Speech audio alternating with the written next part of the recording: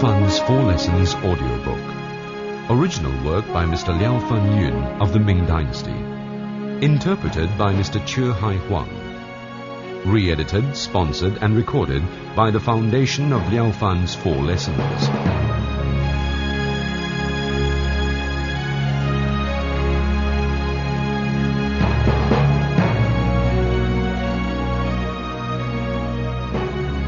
The Book of Liao-Fan's 4 Lessons is the reference for ruling a country, treasured for generations by emperors and prime ministers of Japan.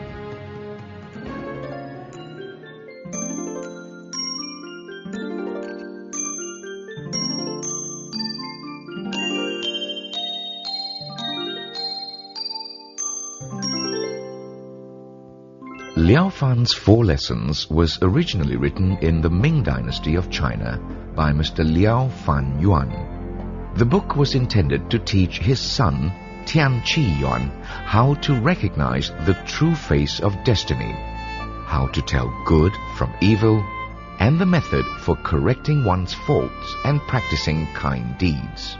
It also provided living proof of the rewards and outcomes of people who practice kind deeds and cultivated virtue and humility. Relating from his own experience at changing destiny, Mr. Yuan himself was a living embodiment of his teachings. After hearing this wonderful book, one may feel more open and confident towards life, and at the same time courageously compelled to follow the example of Liao-Fan in changing one's original destiny.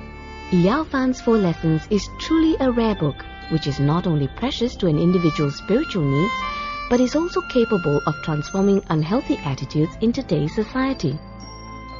While listening through the lessons, one may wonder why the Chinese placed so much emphasis on examinations. In the olden days of Chinese civilization, studying was held in highest regard, whilst all other occupations were considered low class.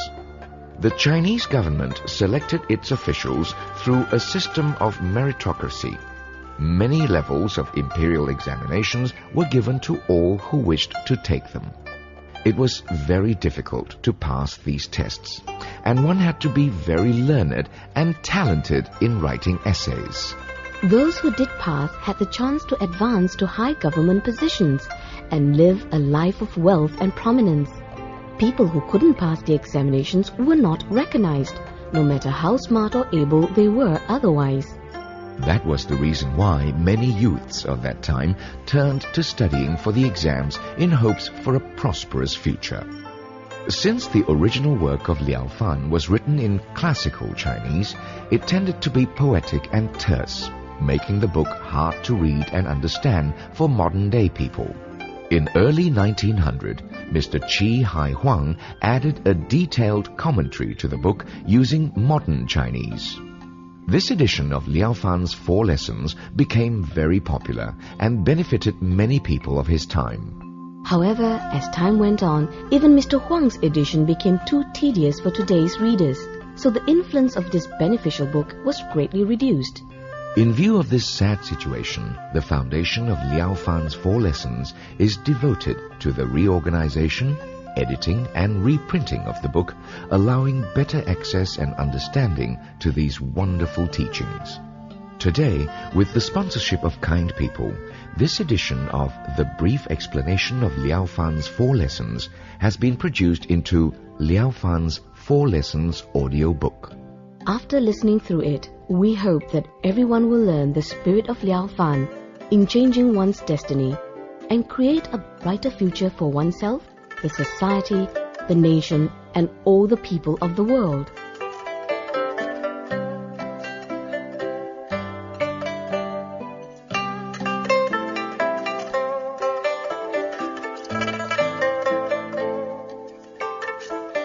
The first lesson, learning to create destiny. Creating destiny is about forming one's fate rather than be bound by it. The lesson of learning to create destiny herein discusses the principle behind fate and the knowledge necessary to change it. By relating his own experience and trials at changing destiny, Mr. Liao-Fan Yuan taught his son, Tien-Chi, not to be bound by fate, but rather to put forth his best effort in practicing kindness and cutting off evil. One should not reject doing a kind act simply because it seems to be a minute goodness, or commit an evil deed simply because it appears to be a small evil.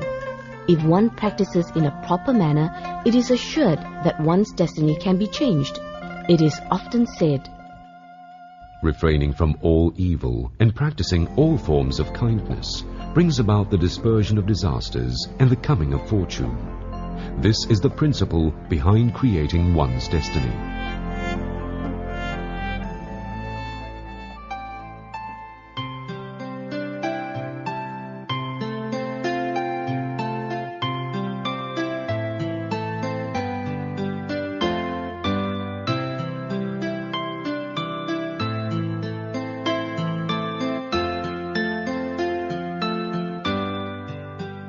My father passed away when I was young, and Mother persuaded me to learn medicine instead of becoming a scholar.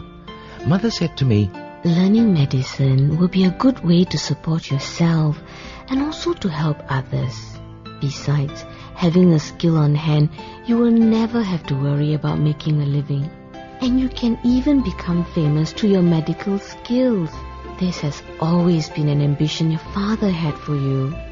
One day, at the Compassionate Cloud Temple, I met an elderly but distinguished-looking man who had a long beard and had such a look of a sage that I immediately paid my respects to him. The old man told me, "You are destined to become a government official. You can attain the rank of erudite first-level scholar next year. Why aren't you studying for the exam?" So I told him of my mother's instructions to give up scholarly study for learning medicine. Then I asked for his name, birthplace and residence. He replied, "My last name is Kong. I came from Yunnan province. I have inherited the knowledge of Mr. Shao, who developed the art of prediction very well. By calculations, I'm supposed to pass it on to you." I led Mr. Kong to my home and told my mother about him.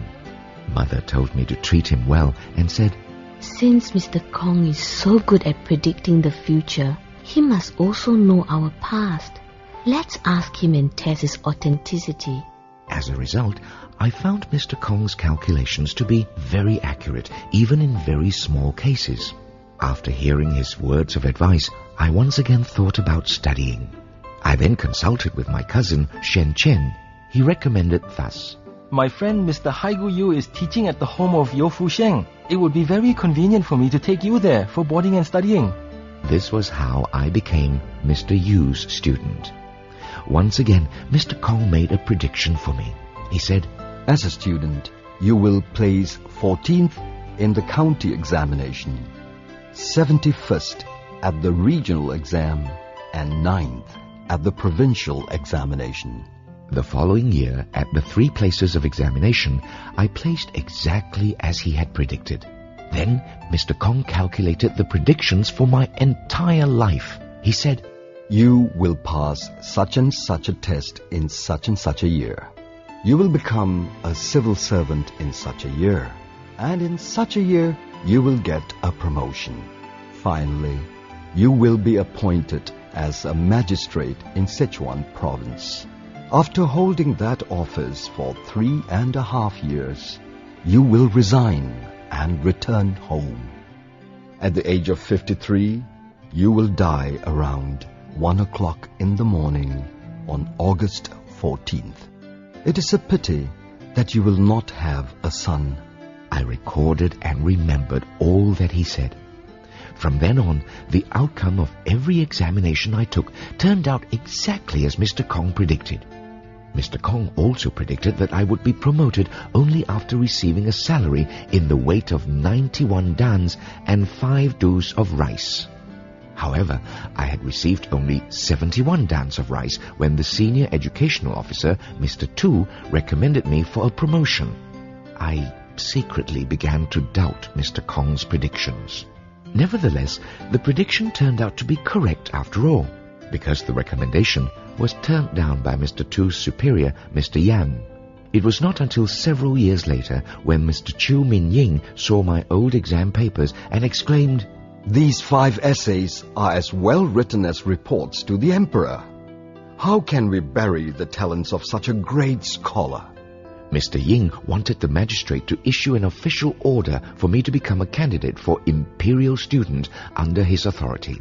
After undergoing this eventful promotion, my calculations showed that I had received exactly 91 duns and 5 doughs of rice. From then on, whether it was promotion, rank, or wealth, I deeply believed that all came in due time. The length of one's life is predestined. I began to view everything in a more detached manner and ceased to seek gain and profit. After being selected as an imperial student, I was to attend the university at Beijing. During my year-long stay at the capital, my interest in meditation grew, and I often sat silently without giving rise to a single thought. I lost interest in books and did not study at all. Before I was to enter the National University at Nanking, I paid a visit to the enlightened Zen master Yun Gu at Qixia Mountain. We sat face to face in the Zen hall for 3 days and nights without ever falling asleep. Master Yun Gu questioned me, saying, The reason why mundane people are unable to attain sagehood is because they have too many wandering and false thoughts running through their minds. In our 3-day meditation, I have not observed the slightest wandering thought arise in you. Why is this so? I replied, Mr. Kong has clearly predicted the entire outcome of my life. I have seen that the time of life, death, promotion, and failure are all predestined. There is no use or need for me to think about it or to desire anything. That's why you have not seen me give rise to a single wandering thought. Master Yun Gu laughed and said, I thought you were someone of remarkable capabilities. Now I realize you are nothing but a common, mundane person. Feeling confused by what he said, I asked the master to explain. He answered, An average person's mind is forever occupied by his wandering and imaginary thoughts. So naturally, their lives are bound by the qi of yin-yang and fate. We cannot deny the fact that fate exists, but only ordinary people are bound by it. Fate cannot bind those who cultivate great kindness. Because their virtues accrued from kind acts are so great that these acts will alter their original destiny for the better. The merits accrued can actually change their destiny from suffering to happiness, poverty to prosperity, and short lives to longevity. Similarly, fate cannot bind those who commit great evils. When a person's evil deeds are so great and powerful, they will cancel out the fortune and prosperity predetermined in his original fate, and his life can be transformed from good to bad. For the past 20 years, you have lived your life according to Mr. Kong's predictions and did not do a thing to change it. Instead, you became bound by your own fate. If you're not considered as a mundane mortal, then who is? Taken aback, I proceeded to ask Master Yun Gu, according to you then, is it true that one can change one's fate, that one can escape from it? The master answered, Fate is created by ourselves. Good fortune or bad fortune are also determined by ourselves. When I commit evil, disasters are bound to strike. When I cultivate kindness, good fortune will naturally come my way. It says so in all the great ancient books of wisdom. In the Buddhist teachings, it is written that if one wishes and seeks wealth, position, a son, a daughter, or longevity, one can attain them. One only has to cultivate kind deeds in order to escape the control of fate. Since untruthful speech is one of the greatest offenses in Buddhist teachings, we can be assured that these are not lies. Buddhas and Bodhisattvas certainly have no reason to deceive us.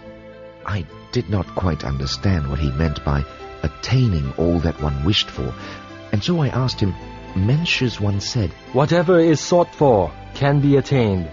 The seeking is in oneself. This refers to inner qualities such as virtue, kindness, and morality. These are all qualities one can work towards. However, when it comes to outside factors such as wealth, fame, and prestige, how can we seek and attain them? Don't these have to be granted by others in order to be achieved? The master replied, Mencius was correct, but you misinterpreted his meaning. Hui Ning, the sixth patriarch of the Zen school, has thought that all the fields of merit are within one's own heart. If one seeks from within, one can be in touch with all fortunes and disasters. The outside is merely a reflection of the inside. by seeking within ourselves, we can not only attain the inner qualities of virtue, kindness, and morality, but we can also attain wealth, fame, and prestige. If wealth, fame, and prestige are embodied in one's fate, then one will attain them even without having to seek. If they are not, then one cannot attain them even through plotting and scheming. Therefore, if one cannot reflect within his own heart, but instead blindly seeks fame, fortune, and longevity from external sources, then this seeking will be in vain. Just as Mencius once said, In seeking, one should follow the right path. In attaining, one attains what one's destiny entitles him to. Whatever is attained in the end is still part of one's own fate. if one tries to seek these qualities from the outside, and even goes to the extent of committing evil deeds for them, then one will not only lose one's inner qualities of virtue and kindness, but predetermined fortune as well. Furthermore, evils committed in one's greedy mind to obtain more will often reduce the fortune of one's original fate. From this we can see that no benefit is derived from blind seeking.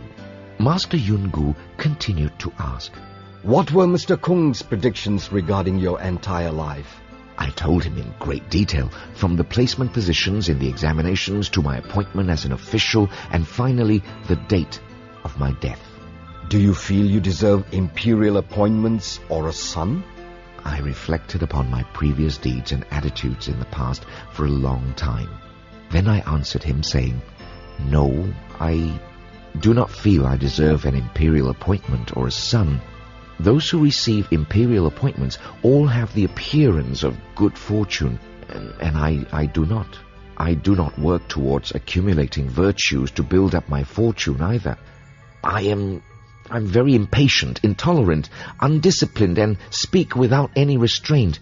I also have a strong sense of pride and arrogance.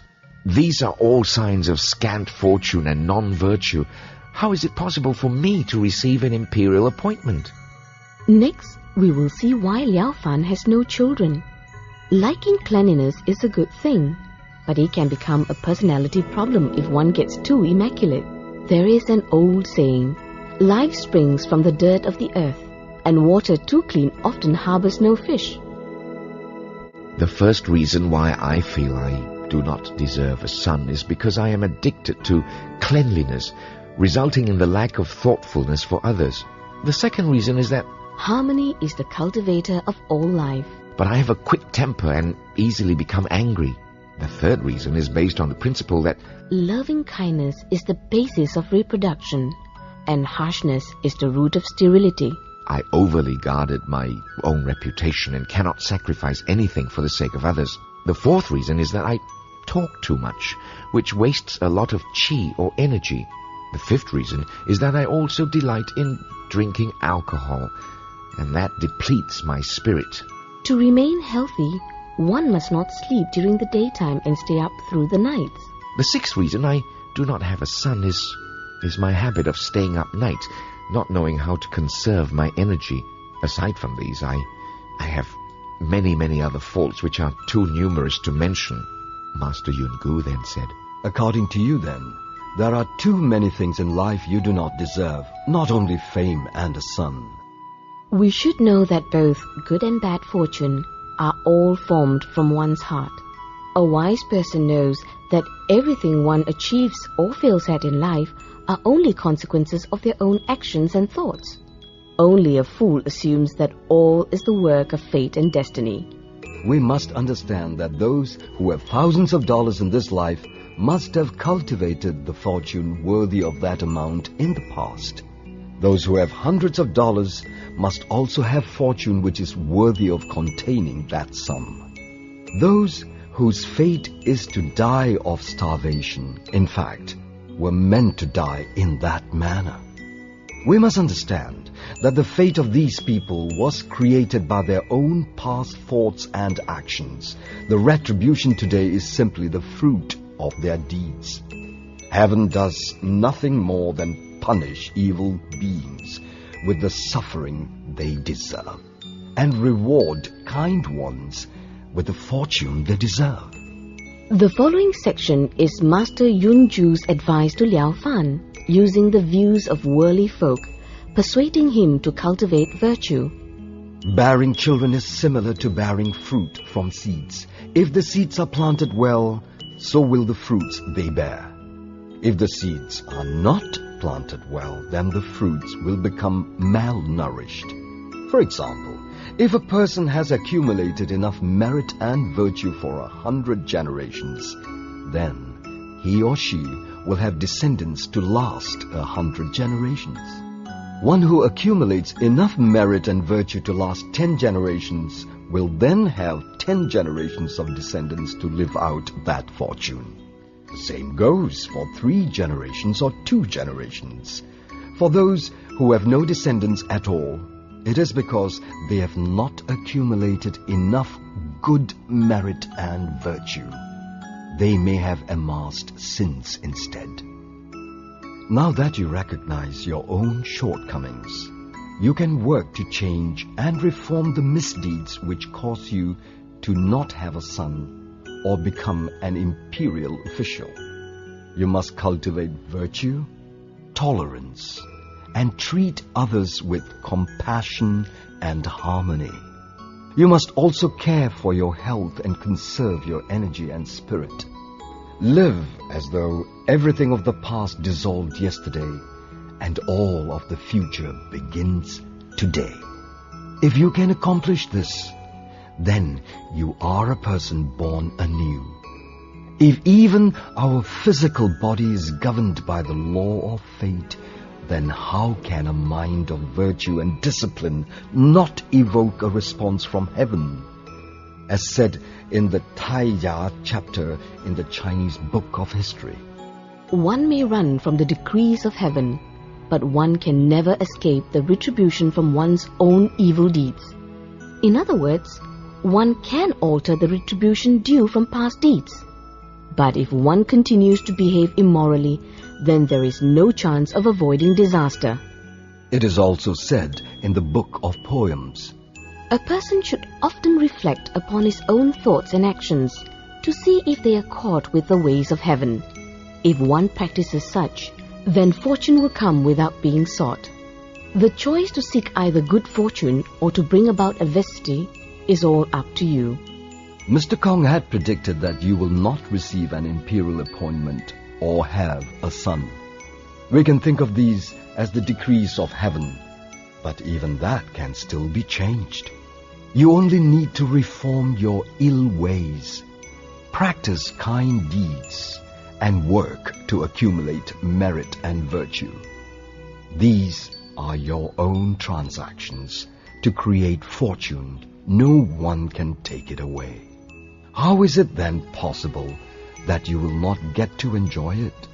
The I Ching Book of Change was written to help kind people bring about good fortune and avoid adversity.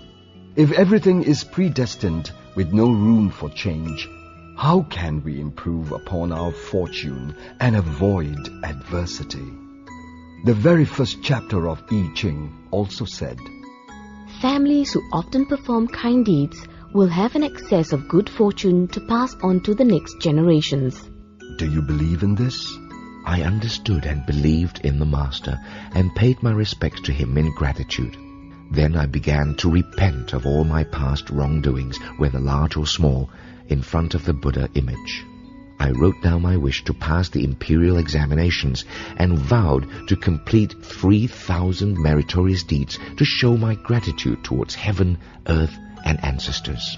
Upon hearing my vow, Master Yungu showed me a chart and taught me how to keep a daily record of the kind and evil acts I committed. He told me that bad deeds could neutralize the merits I accrue from good deeds. The Master also taught me how to recite the Jun-Ti mantra. It is a way to train my mind for single-minded concentration. Only with a pure and unscattered mind could what I seek for come true. Master Yungu then said, You can also learn the proper way to practice the art of written mantras. It is said, those who practice the art but do not know the right way to do it will be laughed at by gods and spirits. The secret behind writing mantras is the absence of thought from start to finish. In the process of drawing, one must not give rise to a single improper thought. Even kind thoughts have to be let go of. Only under these circumstances can a mantra be successful. When one prays or seeks something in terms of changing fate, it is important that one does it when the mind is still. In this way, wishes will be easily fulfilled. Mencius stated in his principle of forming destiny that There is no difference between longevity and short life. at first glance, one would find this hard to understand. How can longevity and short life be the same? In actuality, when we look within our hearts, we will find no duality, no difference. We should see everything with eyes of equality and live morally regardless of good or bad times. If one can practice accordingly, then one can master the fate of wealth and poverty. Therefore, when we are able to create and form our own destiny, it does not matter whether we are presently rich or poor. Just as a wealthy man should not become careless in his thoughts and actions because he is rich, a poor man should not resort to committing evil deeds due to his poverty. In either case, one should keep to one's place in society and be a virtuous person. If one can practice morality regardless of conditions, then he or she will surely change a poor life into a prosperous one, and a prosperous life into an even longer-lasting prosperity.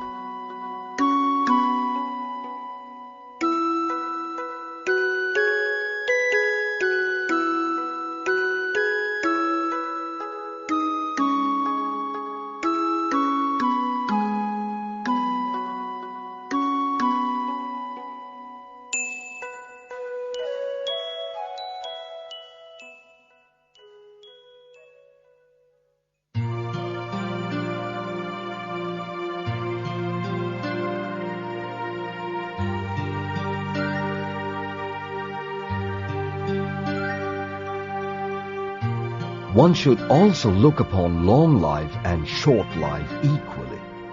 A person who knows he is short-lived should not think, I'm going to die anyway, so there is no point in being virtuous. I should steal and kill for my benefit while I can. Instead, one who already knows he has a short life to live should be even more diligent in cultivating kindness, hoping to gain a longer life next time, and perhaps his or her merits from practicing kindness can even elongate the present life. One who is long-lived should not think, I have all the time in the world, it doesn't matter if I do some evil once in a while. We should know that longevity does not come easily. It should be cherished and used to cultivate even more kindness and virtue. Otherwise, you may very well use up your longevity all too soon. If you understand this principle, then you will be able to change a short life into a long life through virtuous behavior. The issue of life and death is the most critical issue of one's life. Therefore, long life and short life is also the most important issue to us. The same applies to wealth and poverty, low and high prestige. These are all encompassed by the issue of long life and short life. That is why Mencius did not need to mention the latter in his principle of creating destiny, since he had already spoken about long and short life. Master Yungu then told me about Mencius' teaching on cultivating the self. He said that one who wishes to cultivate himself must do so day by day, and be mindful of his conduct every moment, ensuring that no transgressions are made. As for changing one's destiny, that depends on the accumulation of merit, seeking for a response from the heavens. When cultivating the self, one should be aware of one's own faults and resolve to correct them, just as in curing a sickness. Perseverance is required, and attainment comes when one's practice matures and ripens. In that case, one's destiny will most definitely change for the better. We should work towards severing all bad habits and thoughts.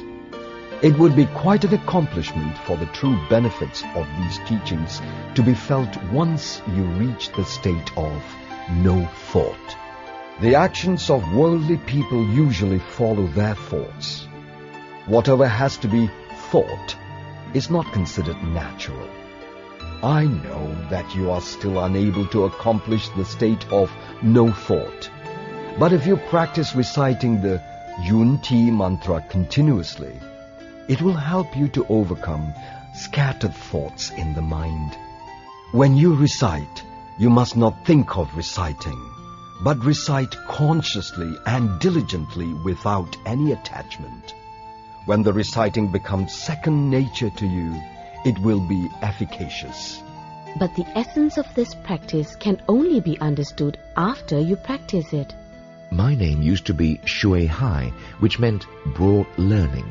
But after receiving these teachings from Master Yungu, I changed it to Liao-Fan, which means transcending the mundane.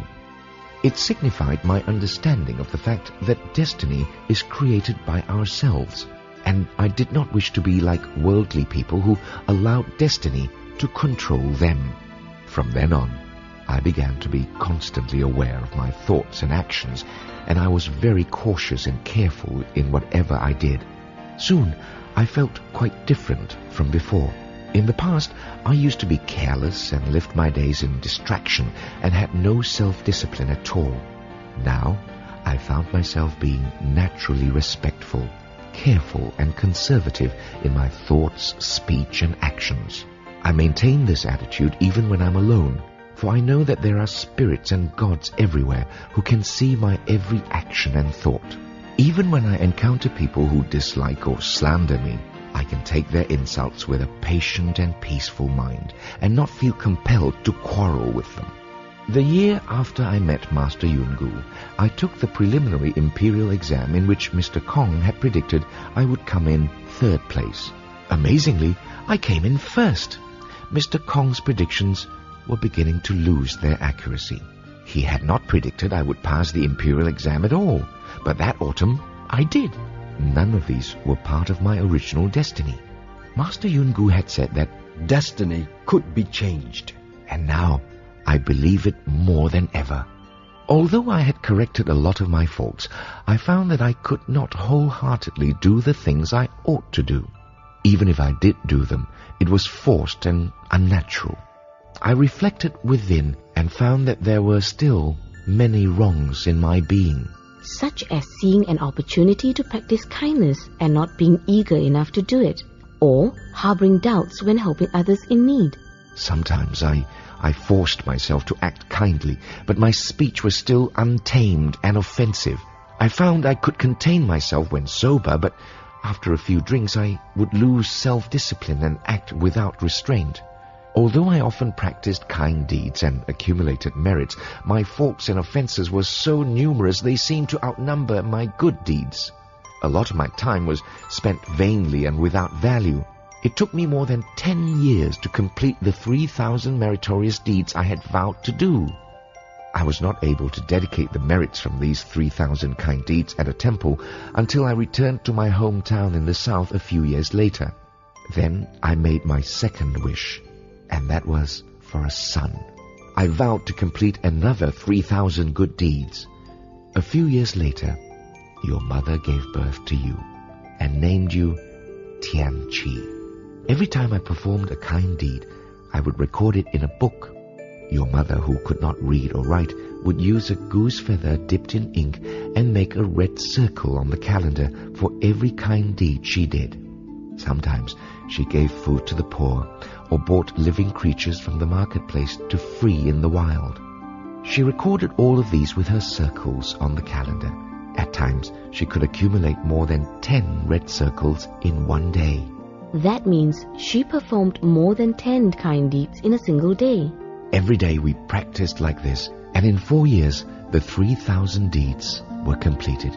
Once again, I made the dedications, this time in our home.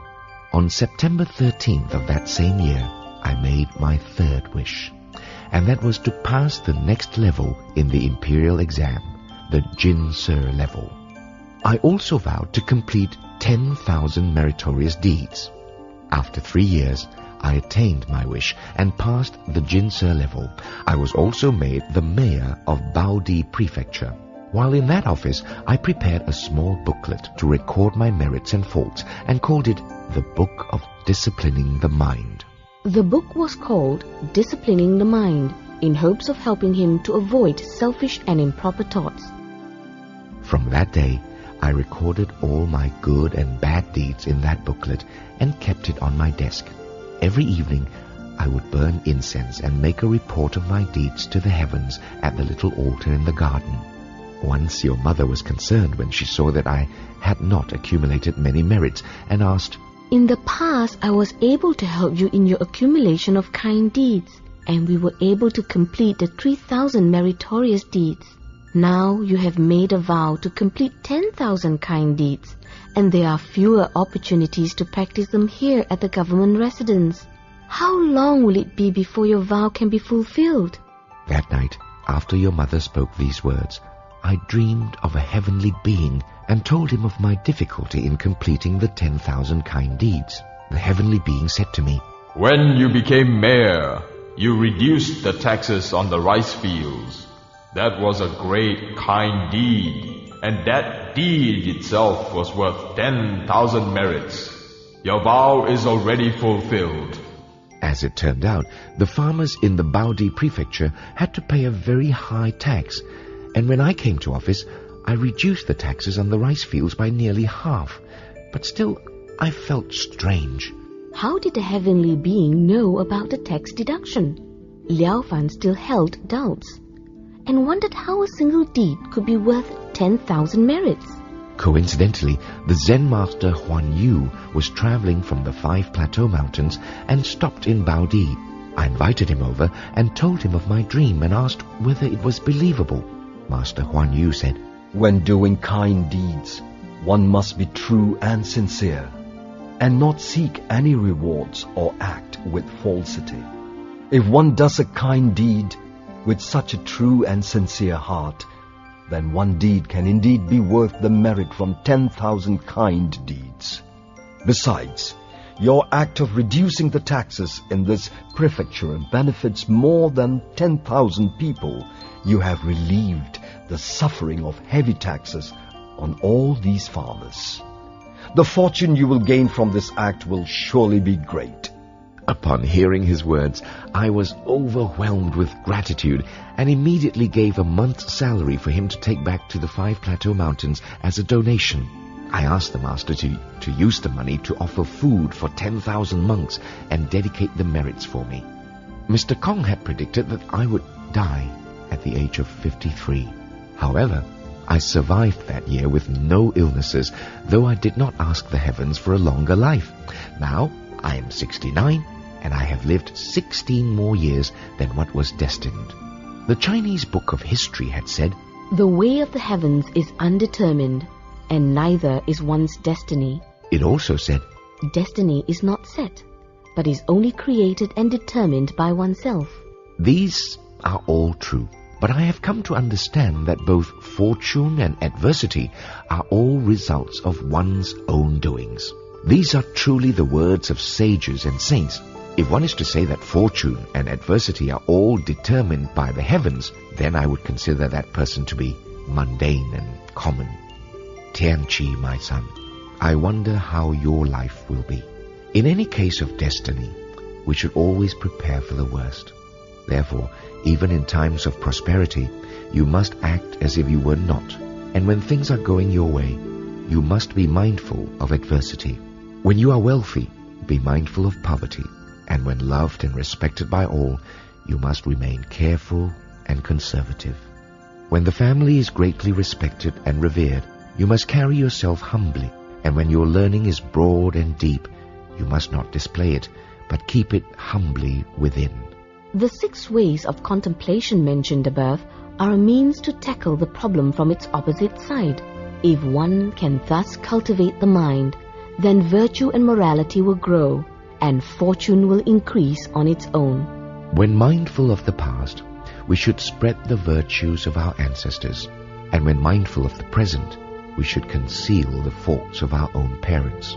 This is what Mencius said as, Parents caring for children, and children caring for parents. When mindful of the nation, we should think of how we can repay its kindness to us.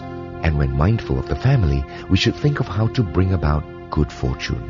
When mindful of the outside, we should think of how to help those in need around us. And when mindful of within, we should prevent wicked thoughts and improper actions from arising. These 6 contemplations are all positive ways to cultivate good character. If one can practice accordingly, one will surely become a true gentleman. A person must be able to detect his faults every day in order to correct them every day.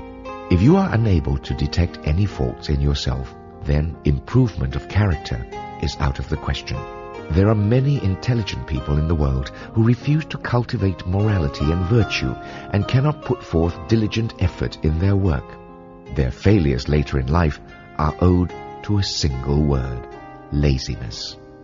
The teachings which Master Yun Gu taught are truly the most worthy, deep, real and proper teachings, and I hope you will study them closely and practice them with all your effort. You must use your time wisely and not let it slip by in vain.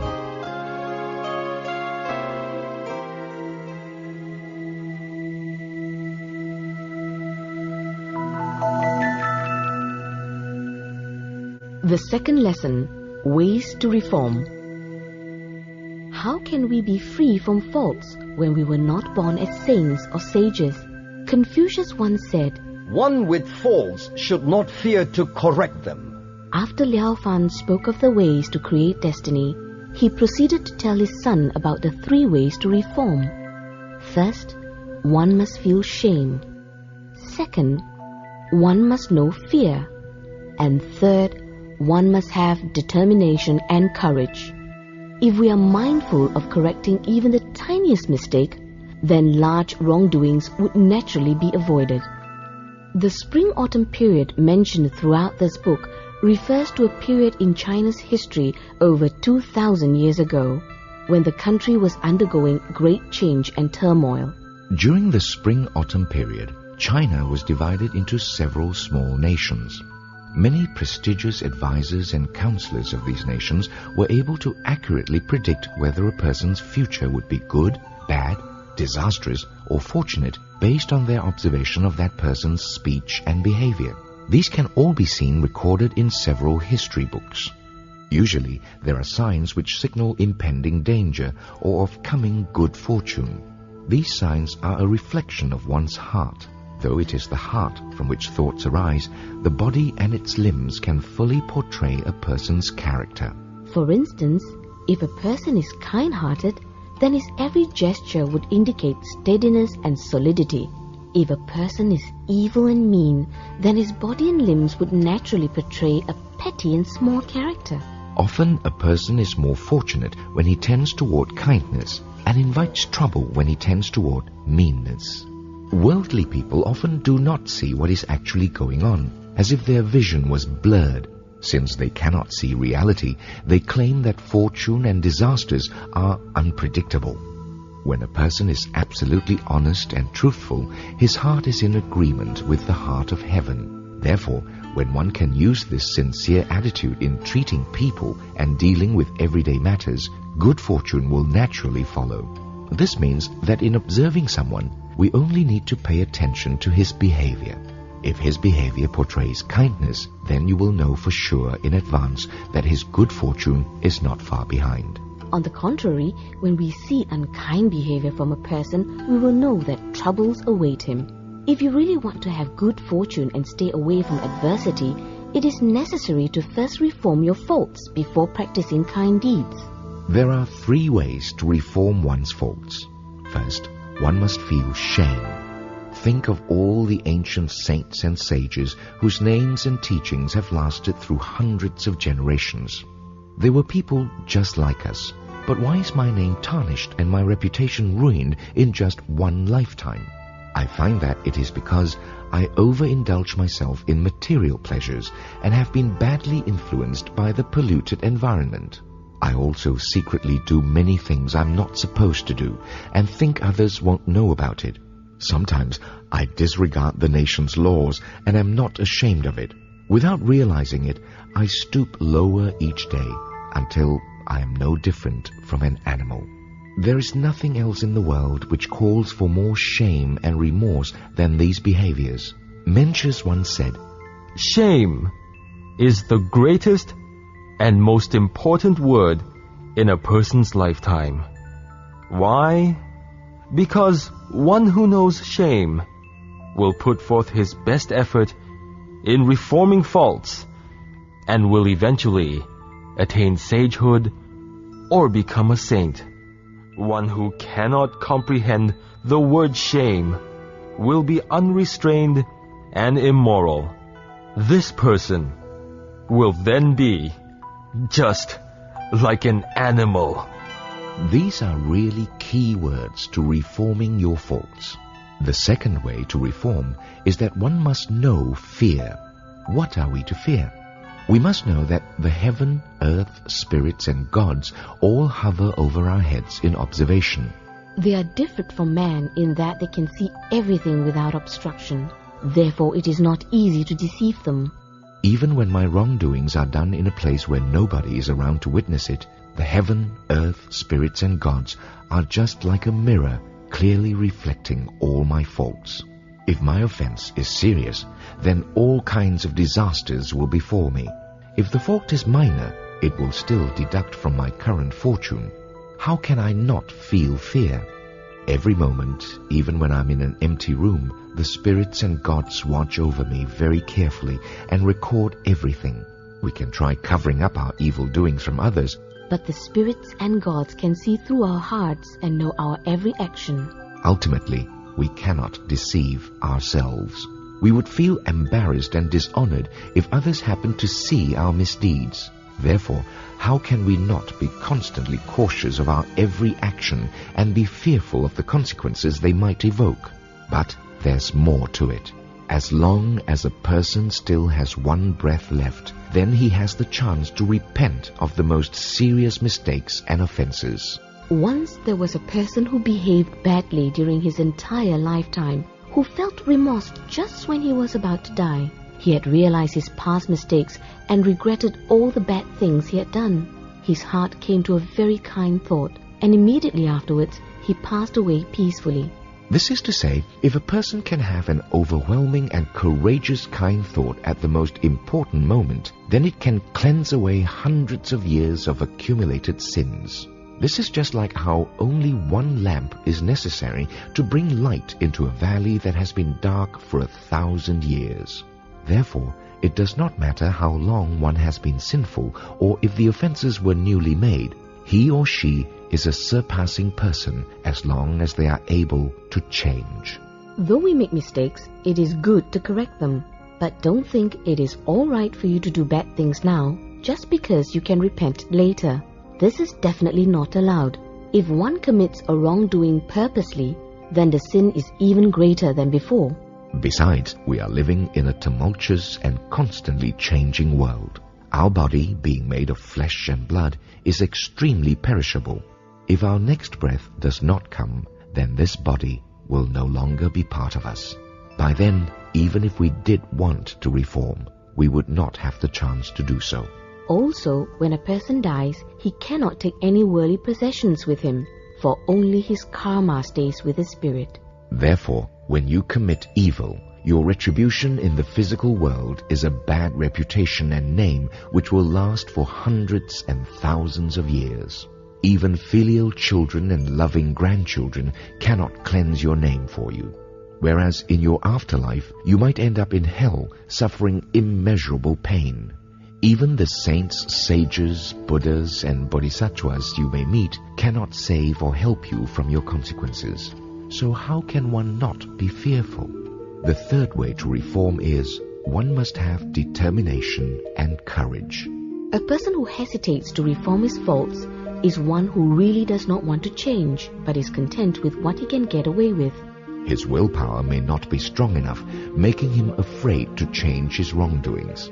For a reform to take place, one must use all his efforts and resolve to change immediately. One should not doubt or wait to reform one's faults. We should not postpone our resolve to change until tomorrow or the day after. A minor fault is like a thorn sticking into our flesh and should be quickly removed. A big fault is like a finger bitten by a poisonous snake. We must cut off that finger without hesitation to prevent the poison from spreading and taking our life.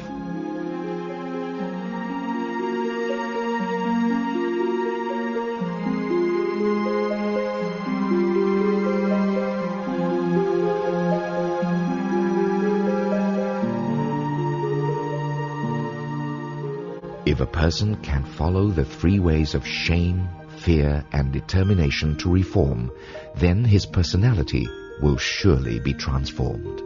Just as a thin layer of ice is melted by the sun's rays in springtime, one's faults will also disappear when dealt with through these three ways. There are also three methods of practice in helping one reform. First is changing through action. Second is changing through reasoning. And third is changing from the heart. Since the methods vary, so do the results of change. First, let us talk about changing through action.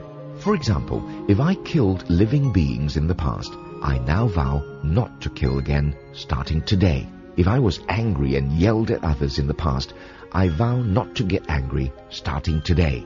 This is how a person changes through action and refrains from repeating a wrongdoing by vowing not to do it again. However, it is 100 times harder if you force yourself not to do something than if you just stopped doing it naturally. If you do not uproot your faults but merely suppress them, the faults will eventually resurface even if you have temporarily stopped doing them. Therefore, the method of changing through action cannot help you get rid of your faults permanently. Second, let me explain changing through reasoning. A person who tries to reform can refrain from wrongdoings by understanding the reason and principle behind why he should not do it. In the instance of killing, one can reform through contemplating. Loving all living things is the virtue of heaven. All living beings love life and are afraid to die. How can I be at peace with myself by taking another's life to nurture my own? At times, animals were even cooked alive, such as fish or crabs. They may not have been completely slaughtered before going into the cooking pot. Such pain and suffering reach down into the bones. How can we be so cruel to these animals? When we eat, we use all kinds of expensive and tasty things to nourish our bodies, enough to fill the whole dinner table. But once the meal is done, even the best delicacies will become body waste and are excreted. The result of our killing accomplishes nothing. We can be nourished just as well by consuming vegetarian foods. Why let your stomach become a graveyard and reduce your fortune through the sin of killing? Think again of all the living beings with flesh and blood. Like us, they have a consciousness. We should cultivate virtue and allow these living beings to feel safe around us. How can we continue to harm their lives and make them hate us? If you think about it, you will naturally feel sorrow for these animals and be unable to swallow their flesh. Here's another example of change through reasoning.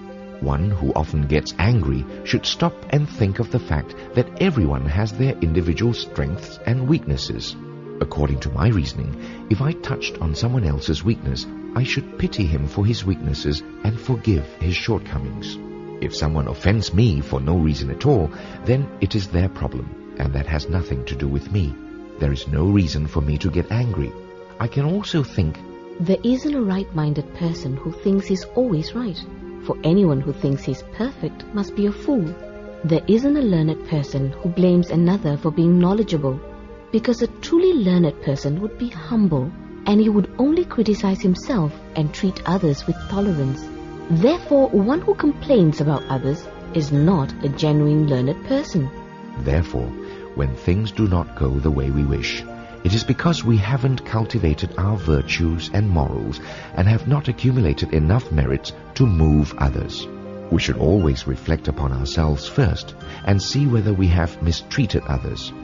If we practice thus and diligently cultivate this virtue, then adversity and slander can actually become our training ground to refine our character and to fulfill our goals. Therefore, we should be very glad to accept someone else's criticism and teachings. What is there to be angry and complain about?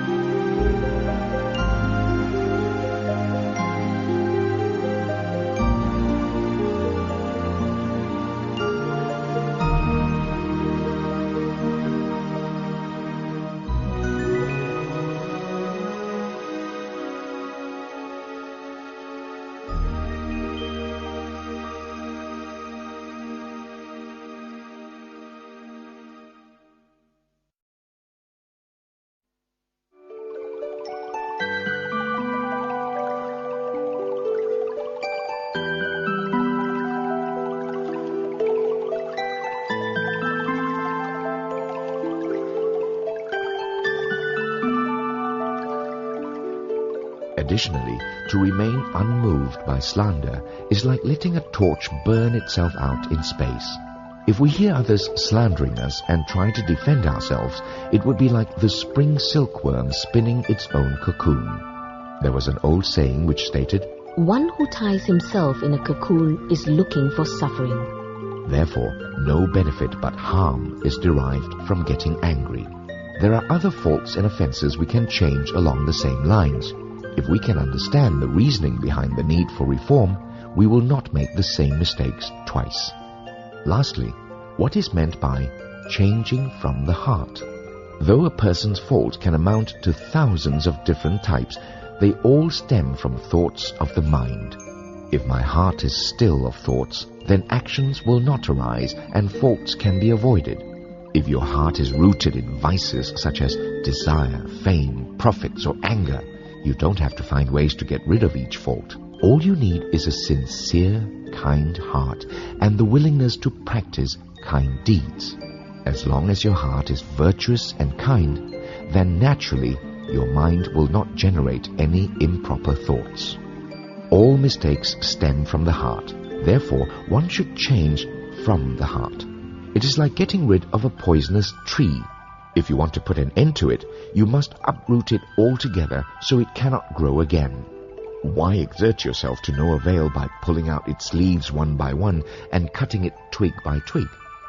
The best way to reform our faults is through cultivating our hearts. If we are willing to cultivate our hearts, then it is possible to purify our faults right away. This is because wrongdoings originate from the heart. Purifying the heart can erase all improper and bad thoughts before they are carried out in action. If my heart is pure, I can recognize and stop an evil thought as soon as it arises. The immoral idea will disappear the moment I lay my conscience on it. If I am unable to succeed at reforming a fault through changing the heart, then I will try at the level of understanding, knowing the reasons why I need to make the change. If I cannot succeed with this, then I will try to reform by changing through action and force the thought to dissipate. The best way is by cultivating the heart and understanding the reason behind the need to change. The alternative way is forcing ourselves not to commit the wrongdoing again.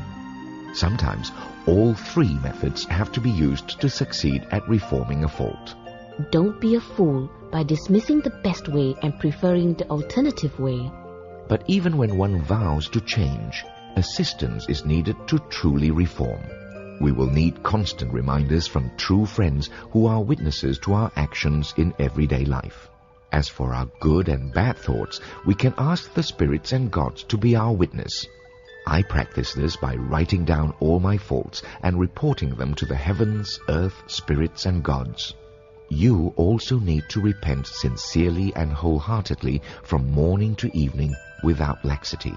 If one can sincerely repent from 1 to 2 weeks, then 1 to 3 months, continuing this way, then one will definitely attain results and benefits.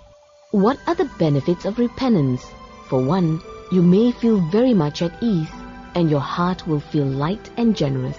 A dumb person may suddenly become wise, and one can maintain a clear and relaxed mind even in a disturbing and confusing environment. One would also feel a great knowledge for everything. One would be able to drive out all hatred upon seeing an enemy and keep a happy attitude. One may dream of spitting out black things, a sign of expelling improper thoughts and negative energy, leaving the heart much cleaner and purified. One may also dream of the ancient saints or sages who have come to promote and help them, or dream of flying in space without a care in the world. One may also dream of all kinds of colorful flags and ornately decorated canopies. These unusual phenomena are all indications of a successful reform and dissolving of past offenses. However, one must not consider seeing these phenomena as a sign of perfection. Instead, one must resolve to further improve the self and put forth greater effort to reform. During the spring-autumn period of China's history, there was a high senior government official in Wei named Bao Yu-chu. When he was 20, he was already mindful of his past faults. He studied his mistakes and tried to correct them thoroughly. At the age of 21, he felt he still had not completely corrected all his faults. When he was 22, he felt as if 21 was spent dreamily without practical improvement. Thus, year after year, he continued to correct his faults. When he reached 50, Bao Yu still felt that the past 49 years were full of wrongdoings. This was how particular our ancestors were regarding the correction of faults.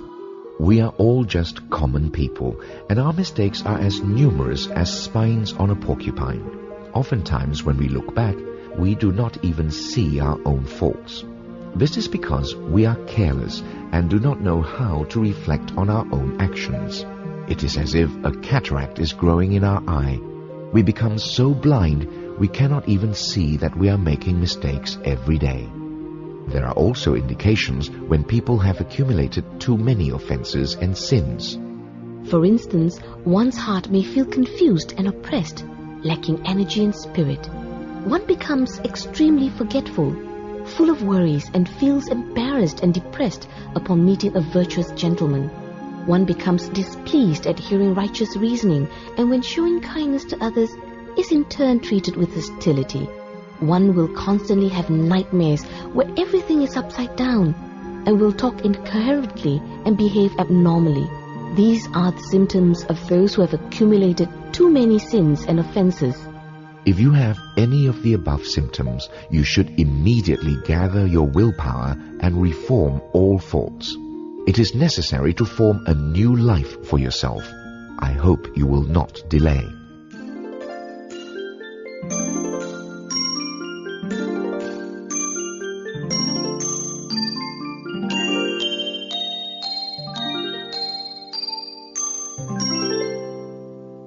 The third lesson, the way to cultivate kindness.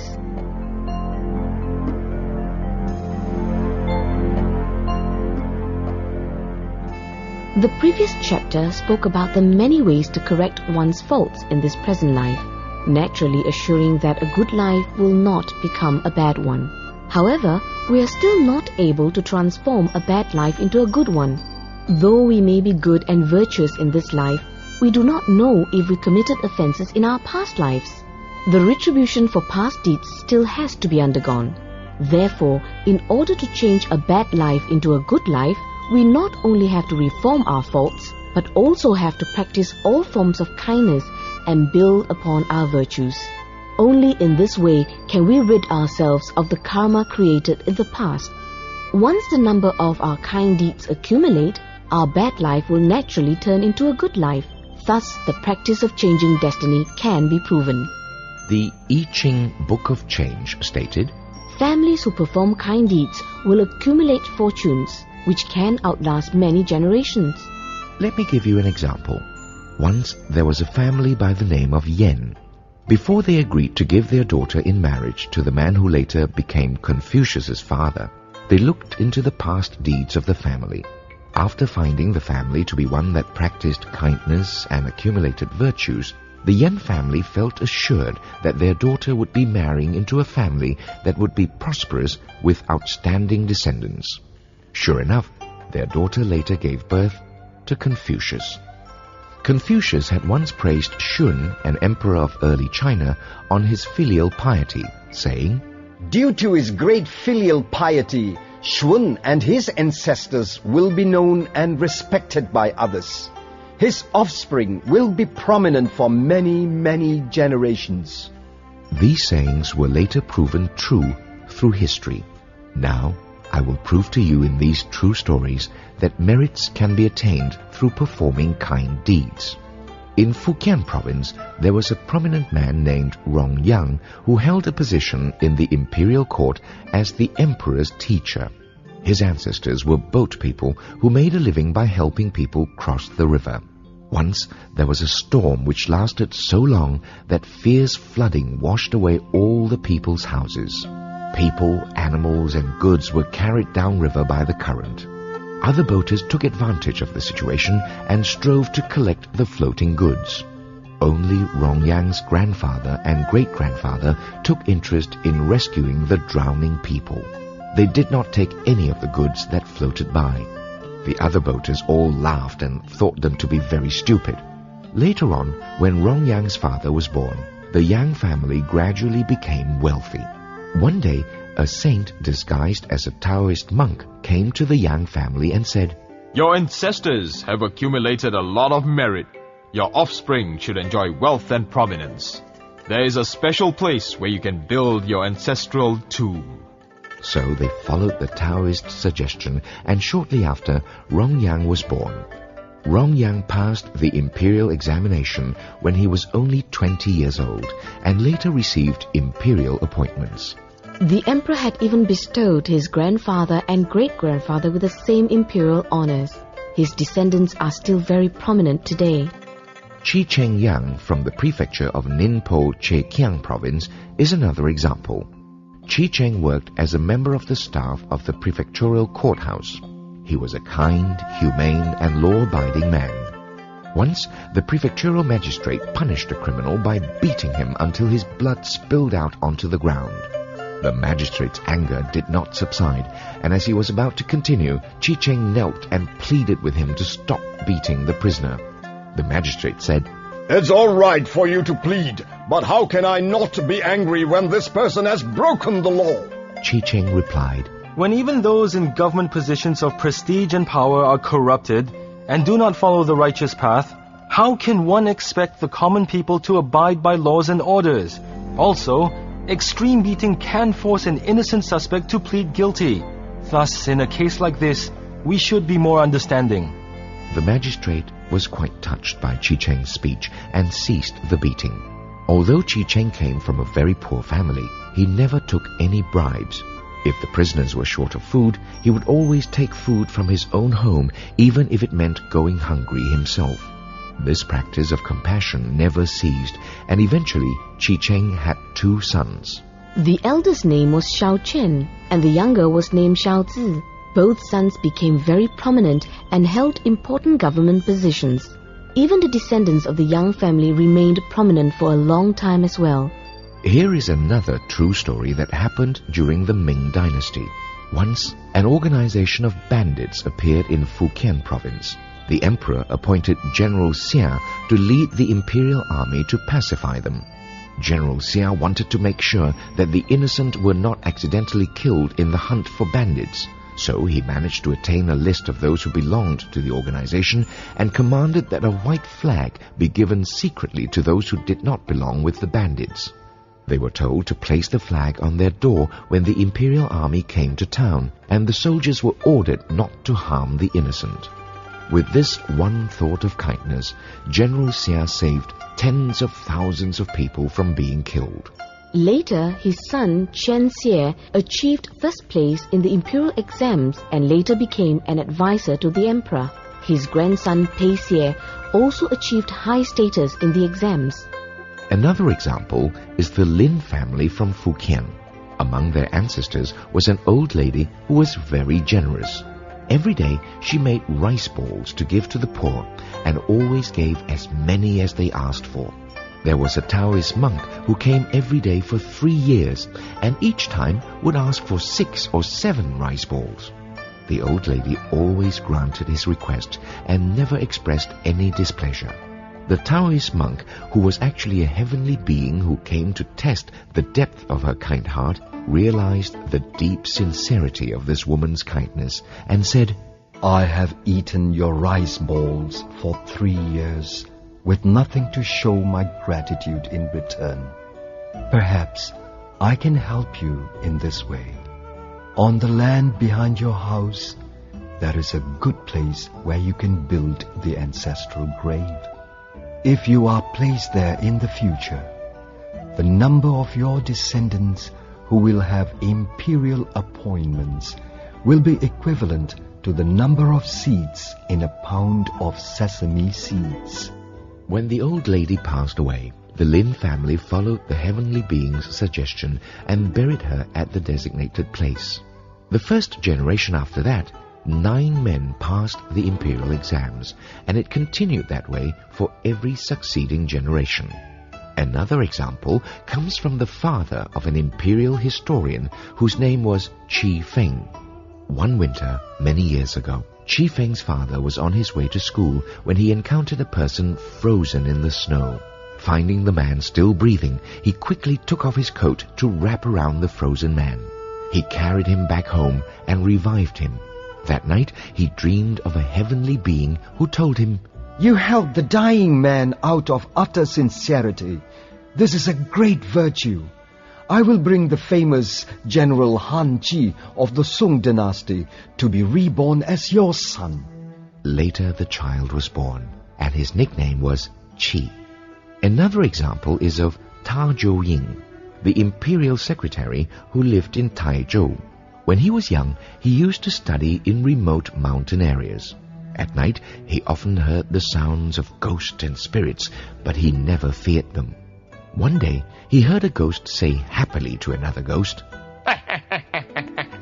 There is a village woman whose husband left home a long time ago and has not returned. Her in-laws think that their son is dead and are forcing her to remarry. Tomorrow night, she is going to commit suicide here and will replace me so I can be reborn. The souls of those who commit suicide have to wait for another to die at the same place they did in order to leave the ghost realm and attain rebirth at a higher level.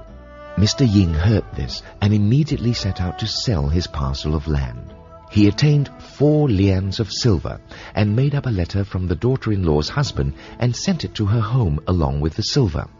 The father-in-law noticed that the letter was not in his son's handwriting, but examined the silver and said, The letter may be a fake, but the silver's not. Besides, who would send us this much money? Perhaps our son is truly alive and well, and we should not force our daughter-in-law to remarry. Therefore, the daughter-in-law did not commit suicide, and her husband returned home after all. Mr. Ying heard the ghosts converse again. Originally, I was able to leave this place for rebirth, but my chance got messed up by Mr. Ying. Why don't you inflict some harm on him? No, I can't. His goodness and virtue has been recognized by the gods, and he's going to receive a prominent position in the future. How can I harm him? Mr. Ying heard this and became even more diligent in practicing kindness and accumulating merit. Whenever there was a famine, he would use his own money to buy food for the poor and needy, and was always eager to help those in emergencies. When things did not go his way, he always reflected within himself rather than complain of the outside conditions. Even today, his descendants are still very prominent. There was another person, Feng Chu-su, who lived in Changsou, Jiangsu province, whose father was very wealthy. Whenever there was a famine, his father would donate his own grain and all the rent on the rice fields to the poor. One night, he heard ghosts singing outside his home. No kidding, no kidding. A person of the Su family is going to pass the imperial exam. This went on for several days, and sure enough, that year his son, Feng Chu, passed the imperial exam. From then on, he was even more diligent in doing good deeds and accumulating merit. He often fixed bridges and took care of travelers and monks. One day, he heard the ghosts sing again. No kidding, no kidding. A person in the Su family is going to pass an even higher level on the imperial exam. And sure enough, Feng Chu passed the high exam and became the governor of 2 provinces.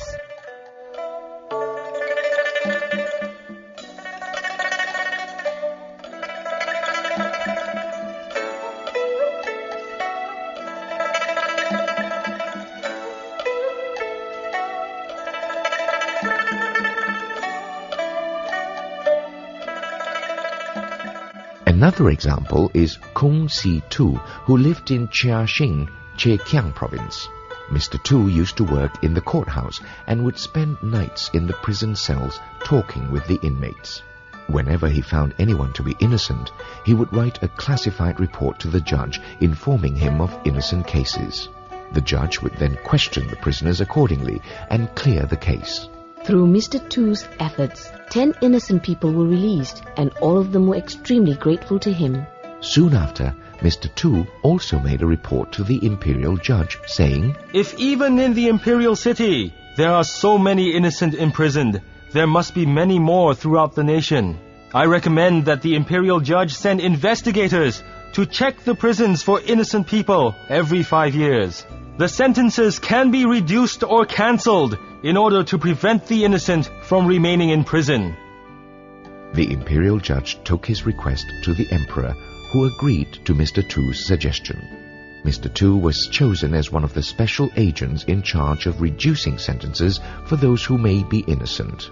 One night, he dreamed of a heavenly being who came to him and said, You were not supposed to deserve a son in this life, but this act of reducing prison sentences for innocent people is in line with the wishes of the heavens.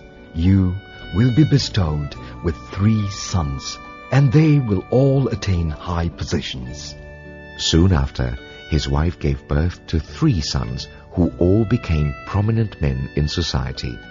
Another example of attaining good outcomes from practicing kindness is Ping Bao, who lived in Jiaxing. Ping was the youngest of 7 sons of the magistrate of Chiqiu, Anhui province. He was sought into marriage by the Yuan family at Pinghu prefecture and was a good friend of my father. Ping Bao was very knowledgeable and talented, but he was never able to pass the exams. He put his time into studying the teachings of Buddhism and Taoism instead.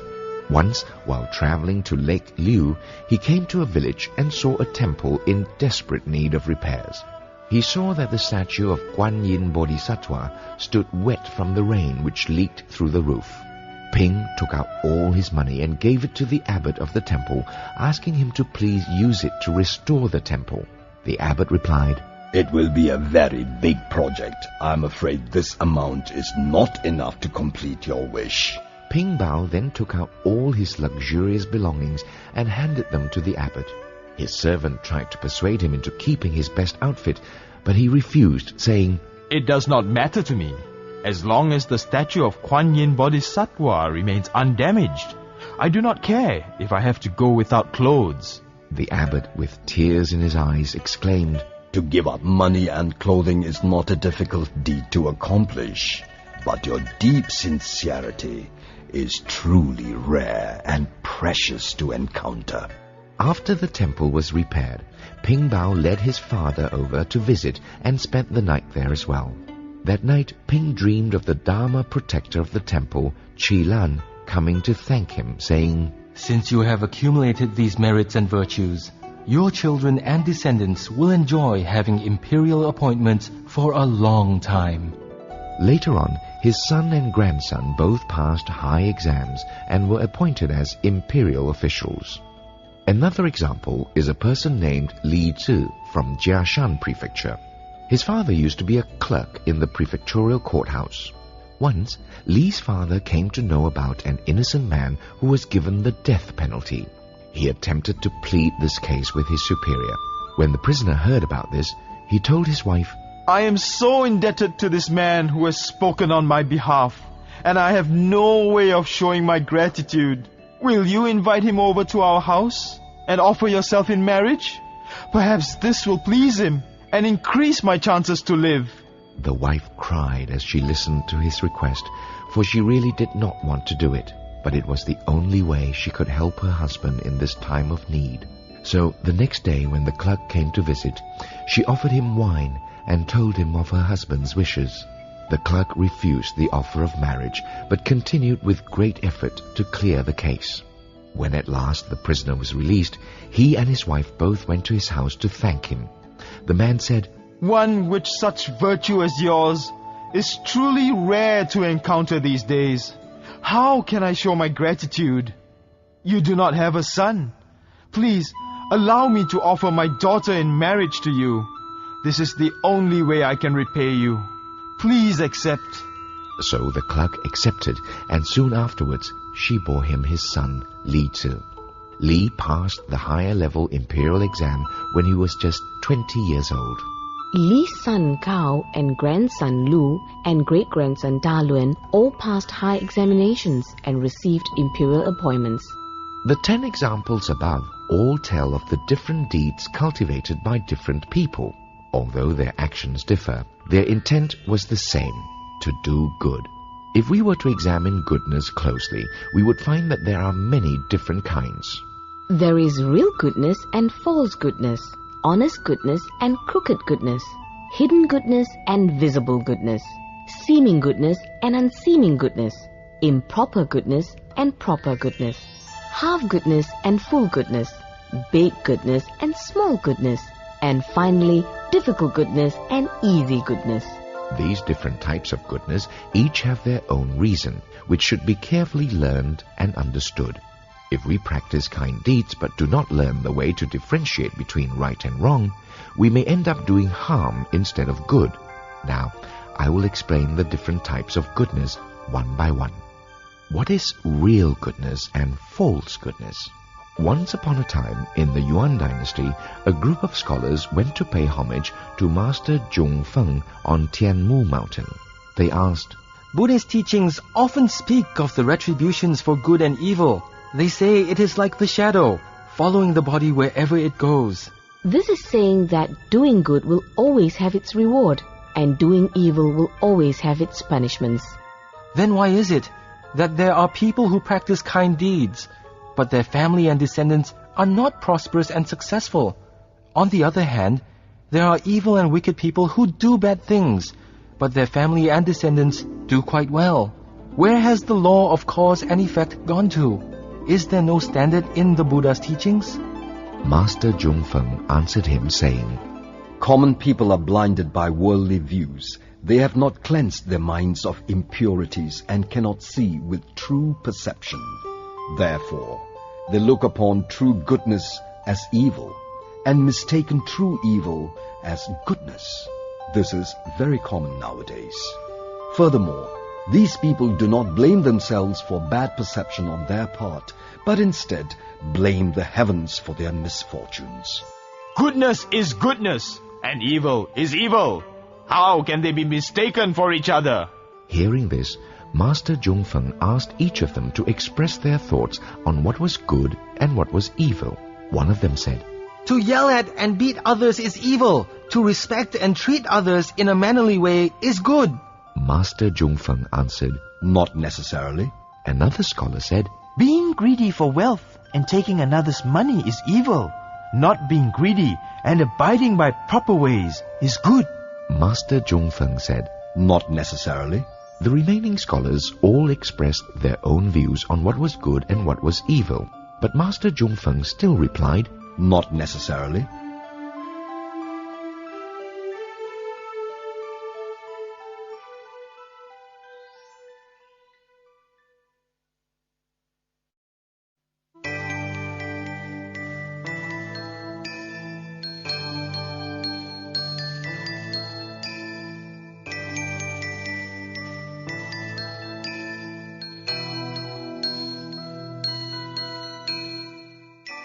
Since Master Zhongfeng disagreed with all of their views on good and evil, they decided to ask the Master himself.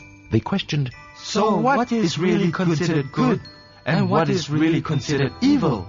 Master Zhongfeng told them, To do things with the intention of bringing benefit to others is good.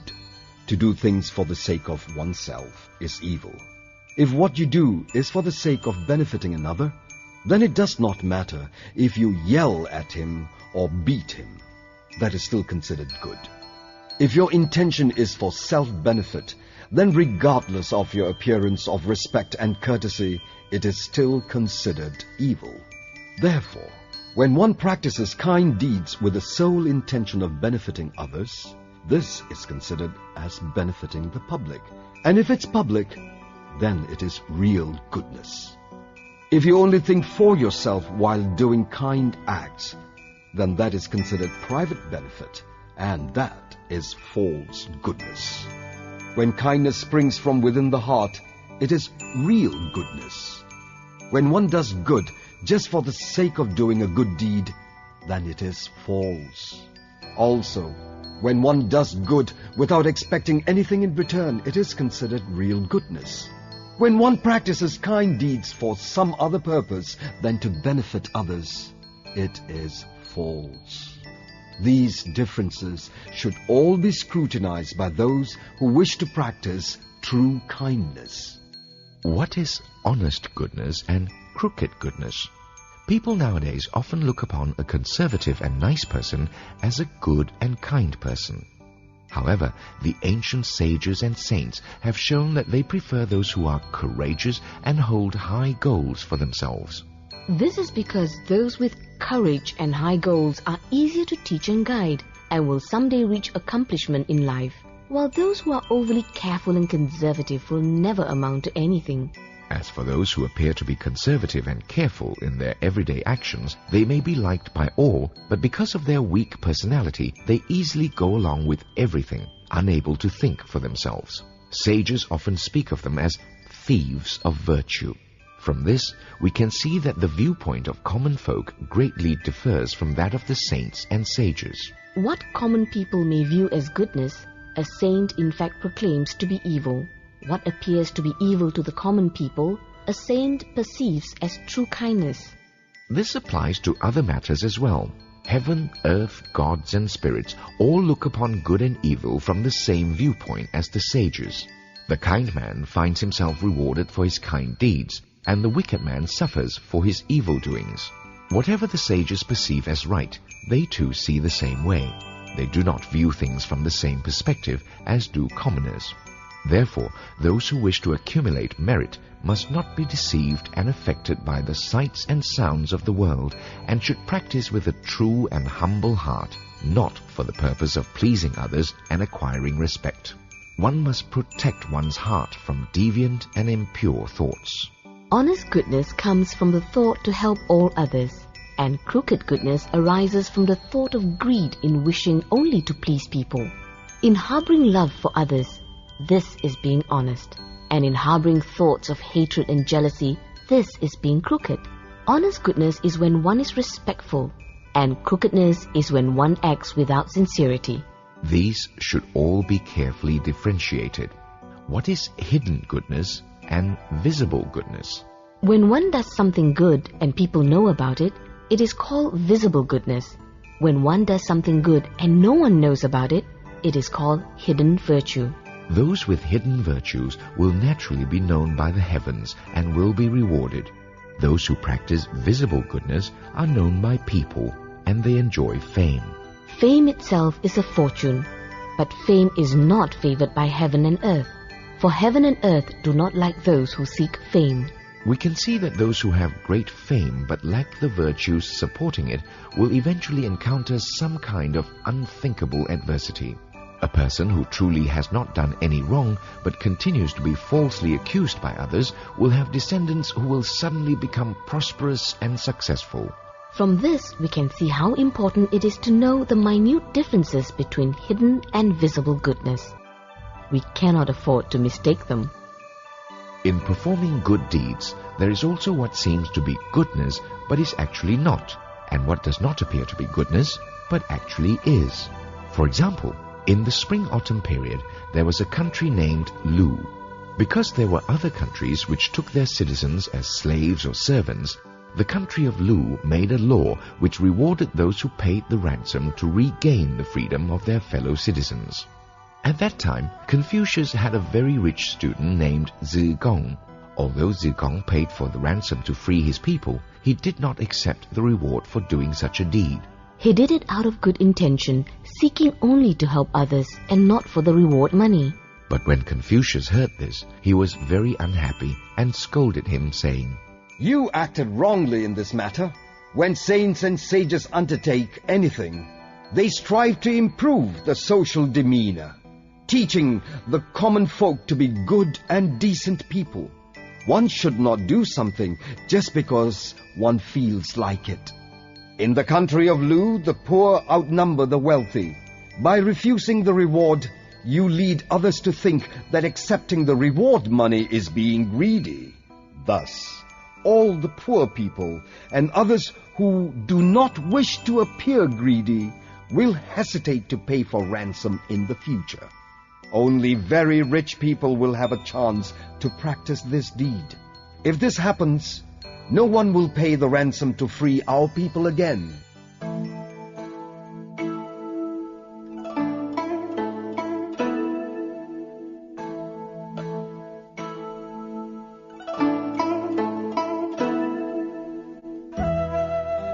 Another student of Confucius, Zilu, once saw a man drowning in the river and went forth to rescue him. Later, the man thanked him by giving him a cow as a token of gratitude. Zilu accepted his gift. Confucius was happy when he heard this and said, In the future, people will be willing and eager to help those who are drowning in deep waters or lakes. If we look from the view of the common people, Zigong, who did not accept the reward money, was good, and Zilu, who accepted the cow, was not as good. Who would have known that Confucius praised Zilu instead and scolded Zigong? From this, we can see that those who practice kind deeds must not only look at the present outcome, but should also consider the act's effect in the long run. One should not only consider one's own gain and loss, but should look to see the impact made on the public. What we do right now may be good, but with passing years, it may inflict harm upon others. Therefore, what seems like goodness may in fact be the opposite, and what appears to be the opposite of goodness may someday turn out to be goodness done after all. There are other examples of what appears to be goodness but actually is not. For example, there are many things that people ought to do, but sometimes these things prove to be better left undone. Forgiveness is a virtue, but it cannot be used without reason and wisdom. If we easily forgive and release a criminal when he has not repented and reformed, we may be letting loose a threat to society, causing more harm than good. In this case, forgiveness would be improper and the man would be best left in his cell. Everyone ought to have manners, but they should be carried out with good measure. Overdoing your courtesy to others can result in making them proud and arrogant. In this case, it would not be a good thing. Keeping to one's word is a virtue, but if trouble is caused through keeping a small promise, then that would be considered improper. Being loving and compassionate is a wonderful trait, but if compassion is carried out by allowing anything to be done, then the spoilt person would be daring and unrestrained, causing greater harm and trouble in the future. This would be most unmerciful. These are all examples of what appears to be goodness but actually is not, and should be thoroughly contemplated. What is improper goodness and proper goodness? In the Ming Dynasty, there once was a prime minister named Wen Yi-liu, who was a just and lawful man. When he grew old, he retired to his hometown, where he was loved and respected by all the people. Once, a drunken villager went to his home and proceeded to insult him. Mr. Liu was not angered by his words, but instead told his servant, "This man is drunk. Let's not give him a hard time." With this, he closed the door and ignored the onslaught of insults. A year later, the same man committed a grave crime and was sent to jail with the death sentence. Upon hearing this, Mr. Liu said with great remorse, "If I had taken him to the authorities for punishment that day, when he came to insult me, perhaps this would not have happened. A little discipline then could have prevented the great harm done now, and might have saved him from certain death. At that time, I was only thinking of being kind, and unknowingly nurtured a daring and outrageous character. Since nothing came from his deed of insulting a prime minister, he grew bold and went on committing the crimes, which later brought him the death penalty." This is an example of doing something bad while having good intentions. There is also an example of those who did good when they in fact intended otherwise. Once, a famine ravished the land, and people stole food from others in broad daylight. A rich family reported their stolen losses from the marketplace to the authorities, but the government did not want to get involved and did nothing to stop the people. Eventually, the people grew more daring and chaos was imminent. So the rich family took the law into their own hands and proceeded to catch and punish those who stole from them. In this way, peace returned to the land and the people stole no more from one another.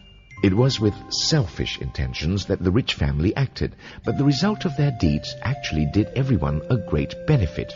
Therefore, we all know that goodness is proper and evil is improper. But remember that there are cases where deeds done out of good intentions result in evil, and deeds done with evil intentions result in good. This is saying that although an intention may be proper, the end result could be improper, and can only be said as the improper within the proper. However, there is also the case when the improper was intended but resulted in the proper. This is called the proper within the improper. Everyone ought to know and understand this. What is half goodness and full goodness? In the I Ching Book of Change, it is said, "When a person does not accumulate kind deeds, he or she will not attain good fortune. When one does not accumulate evil deeds, he or she will not bring about great adversity."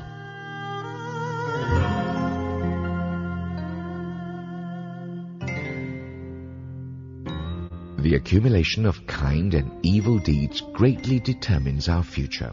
If we are diligent in doing kind deeds, it is like collecting things in a container, and with diligence it will soon be full, and we will have our reward of good fortune. If we are eager in the accumulation of evil deeds and gather that with great diligence, then the container of evil will soon be full, and disasters will surely befall. If we are somewhat lazy in our collecting, either in kindness or evil, then the container will be left half filled, and neither good fortune nor adversity will come swiftly. This is one explanation of half goodness and full goodness. Once there was a poor lady who went to visit a Buddhist temple and wished to make a donation. However, she was so poor she had only 2 cents, and she gave these to a monk. To her surprise, the temple's abbot himself came forth to help her repent for past offenses and dedicate her merits in front of the Buddha. Later on, the same lady was chosen to enter the imperial palace and became a concubine to the emperor. Clad in her riches, the lady once again went to the temple to donate, this time bringing thousands of silver pieces to give. To her dismay, the abbot only sent his disciple to help her dedicate her merits. The lady did not understand and so questioned the abbot. In the past, I only give 2 cents in donation, and the abbot personally helped me repent. Today, I come with great wealth to give, and the abbot will not help me perform my dedication. Why is it so?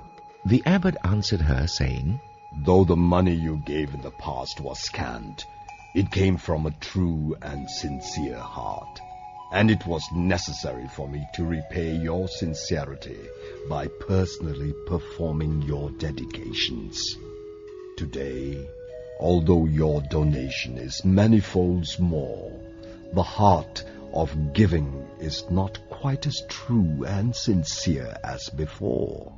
Therefore, it is fitting and enough that my disciple perform your dedications for you. This is the example of how thousands of silver pieces are only considered as half goodness and 2 cents as full. Another example is of Li Zhong, an immortal of the Han Dynasty. He was teaching his student Dongbing Liu the art of transforming steel into gold. They would use this gold to help the poor. Dongbing asked his teacher, Will the gold ever change back to steel again? Li Zhong answered him, saying, After 500 years, it will return to its original form. Dongbing then said, In this case, I don't want to learn this art. It will harm those who possess the gold 500 years from now. In actuality, Li Zhong was only testing the goodness of his student's heart, and happy with the results, he said, To become an immortal, one must complete 3,000 virtuous deeds. What you have just said came from a truly kind heart.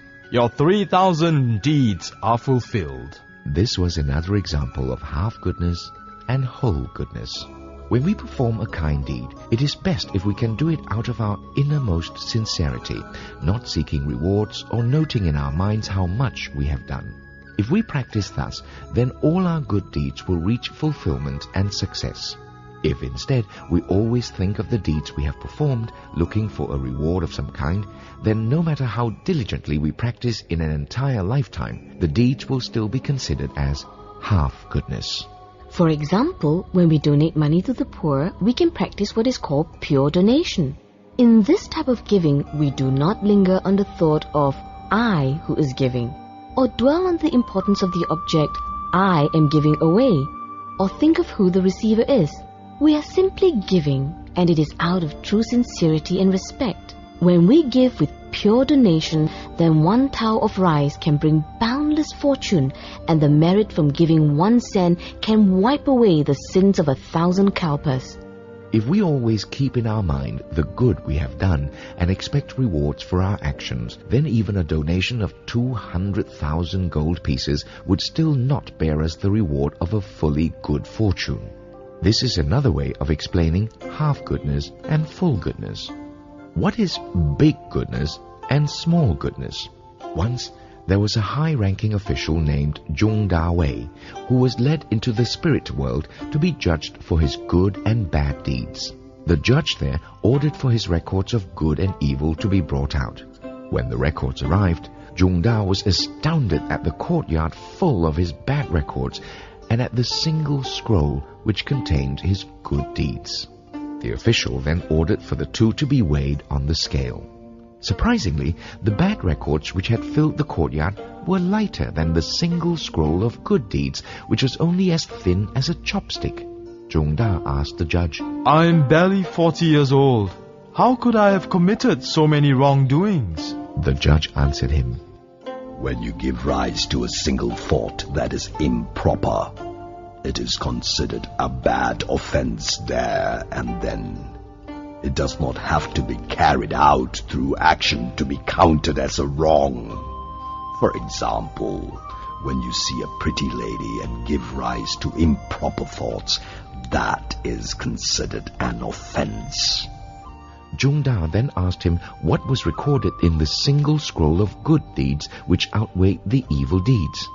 The judge replied, Once the emperor planned to build a great stone bridge, and you proposed against the project due to the hardship and toil it would cost the tens and thousands of people needed for the work. This is a copy of your proposal to the emperor. Zhong Da said, I did make the proposal, but the emperor dismissed it and began the project anyway. My proposal had no effect on the matter at all. How can it bear so much weight against my numerous offenses? The judge replied, Although the emperor did not take your suggestion, that one thought of kindness you bore for the tens and thousands of people was very great. If the emperor had listened to you, then the good performed would be even greater.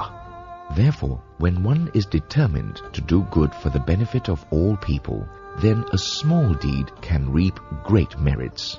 If one thinks only about benefiting oneself, then even if many deeds of kindness are performed, the merit would still be small. What is difficult goodness and easy goodness? The knowledgeable scholars of the past used to say, When one wishes to conquer one's greed and desires, one should start with the most difficult to overcome. Fan Che, a student of Confucius, once asked his teacher how to cultivate one's humanity to its fullest. Confucius replied, Start with what's most difficult to practice. What Confucius meant by the most difficult was to sever the selfish mind, and one should practice that by conquering what is most difficult for oneself to conquer. We should practice like the old teacher Mr. Su of Jiangxi, who gave 2 years' worth of salary to a poor family who owed money to the government. Thus, he saved them from being torn apart should the husband be taken to prison. Another example is Mr. Zhang from Hebei. Mr. Zhang saw an extremely poor man who had to mortgage his wife and child and had no money for their redemption. If he was unable to pay for the return, the mother and child could both lose their lives. Therefore, Mr. Zhang gave his 10 years of savings to the poor man so the family could be reunited. Such examples as Mr. Su and Mr. Zhang are rare, for they have given what is most difficult to give, and what others could not sacrifice, they did so willingly. Another example is Mr. Jin from Jiangsu province. He was old and without any sons, so his neighbor offered their young daughter in marriage to him to give him descendants to carry on his lineage. But Mr. Jin could not bear to ruin the otherwise bright and long future of this young girl, and so refused the offer and sent her back home. This is another example of being able to overcome what is most difficult to conquer in oneself. Therefore, the heavens showered down fortune, which was especially good for these 3 old men. It is easier to accumulate merit and virtue for those who have money and power than for those who are poor. But if one refuses to cultivate kindness even when it's easy, and when one has the chance to do so, then it would truly be a shame. For those who are poor and without prestige, doing kind things for others is a great difficulty. But if in this difficulty one can still manage to help others, then it is a great virtue, and the merits gained would be boundless. In being a moral person and dealing with affairs, we should help others whenever the opportunity presents itself. You should know that helping others is not such an easy task, and that there are many ways to do it. In short, the ways of helping others can be simplified into 10 important categories. The first is supporting the practice of kindness. When we see people trying to do a little kindness, we should assist them in their deeds and help their kindness grow.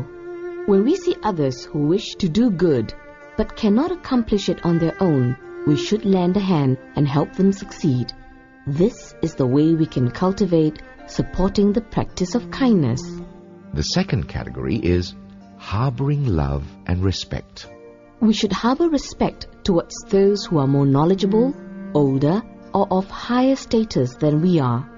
For those who are younger, less fortunate, or of lower status, we should harbor a mind of loving care. The third category is helping others succeed. When we see a person who's considering whether or not to do a good deed, we should persuade him to put all his effort into doing it. When others meet with difficulties in practicing kindness, we should help think of ways to overcome the difficulty and guide them to success. We must not be jealous at the accomplishments of others, nor try to sabotage their good acts. The fourth category is persuading others to practice kindness. When we meet a person who's doing evil, we should tell him that doing evil will only result in great suffering and painful retribution, and that he should avoid doing so at all costs. We should tell people who refuse to practice kindness or are only willing to practice a little kindness that doing kind deeds will definitely have its rewards, and that kindness not only has to be cultivated but must be cultivated constantly and on a large scale. The fifth category is helping those in desperate need. Most people tend to give when there's no need to give, and refuse to give when there really is a need. When we meet people who are in great difficulties, emergencies, or dangers, we should lend them a hand and help them in whatever way we can to bring them out of their difficult times. The merits accrued from helping others in times of desperate need are boundless indeed. However, one should not become proud and conceited for doing such deeds. The sixth category is developing public projects for the greater benefit of the people. Projects which will bring great benefit to the public usually have to be performed by those with great influence and power. If a person has this capacity, such as rebuilding the water system or assisting a disaster area, then he ought to do it for the benefit of the general public. Those without such influence and power can do great deeds too.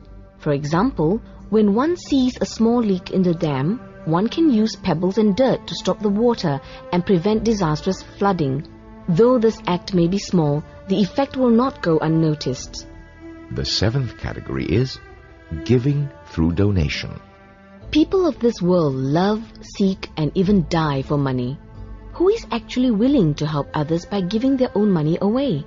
When we recognize the difficulty involved in donation, we can come to appreciate the rarity of the man who is willing to give for the purpose of helping others in need. He is an even greater man in the eyes of the poor. According to the law of cause and effect, those who give will in turn receive, and those who refuse to give will not receive. When we cultivate one share of kindness, we will receive one share of fortune. There is no need to worry about having nothing left when we give to help others. The eighth category is protecting the proper teachings. This is referring to the teachings of different religions. We must be able to differentiate between proper religions and defiant religions, and between proper teachings and defiant teachings.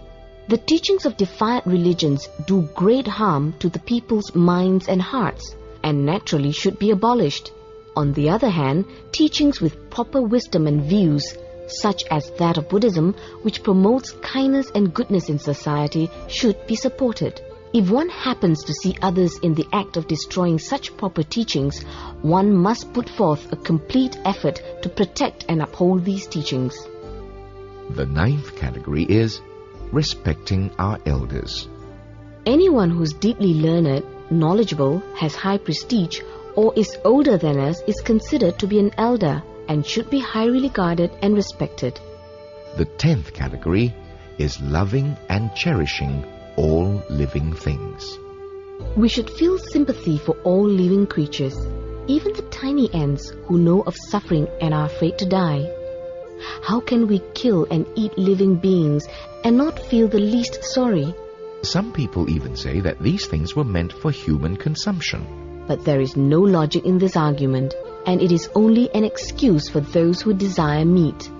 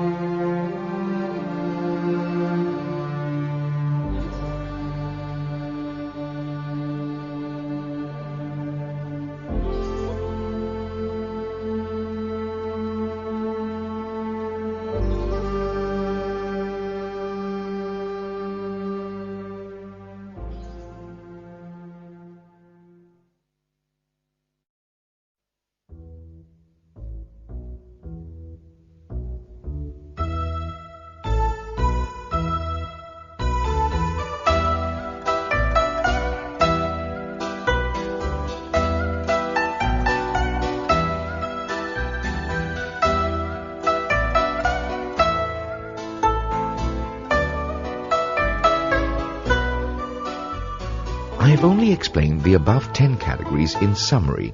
Now I will explain each in detail and example. What is meant by supporting the practice of kindness? In the Yu Dynasty, there once was an emperor by the name of Shun.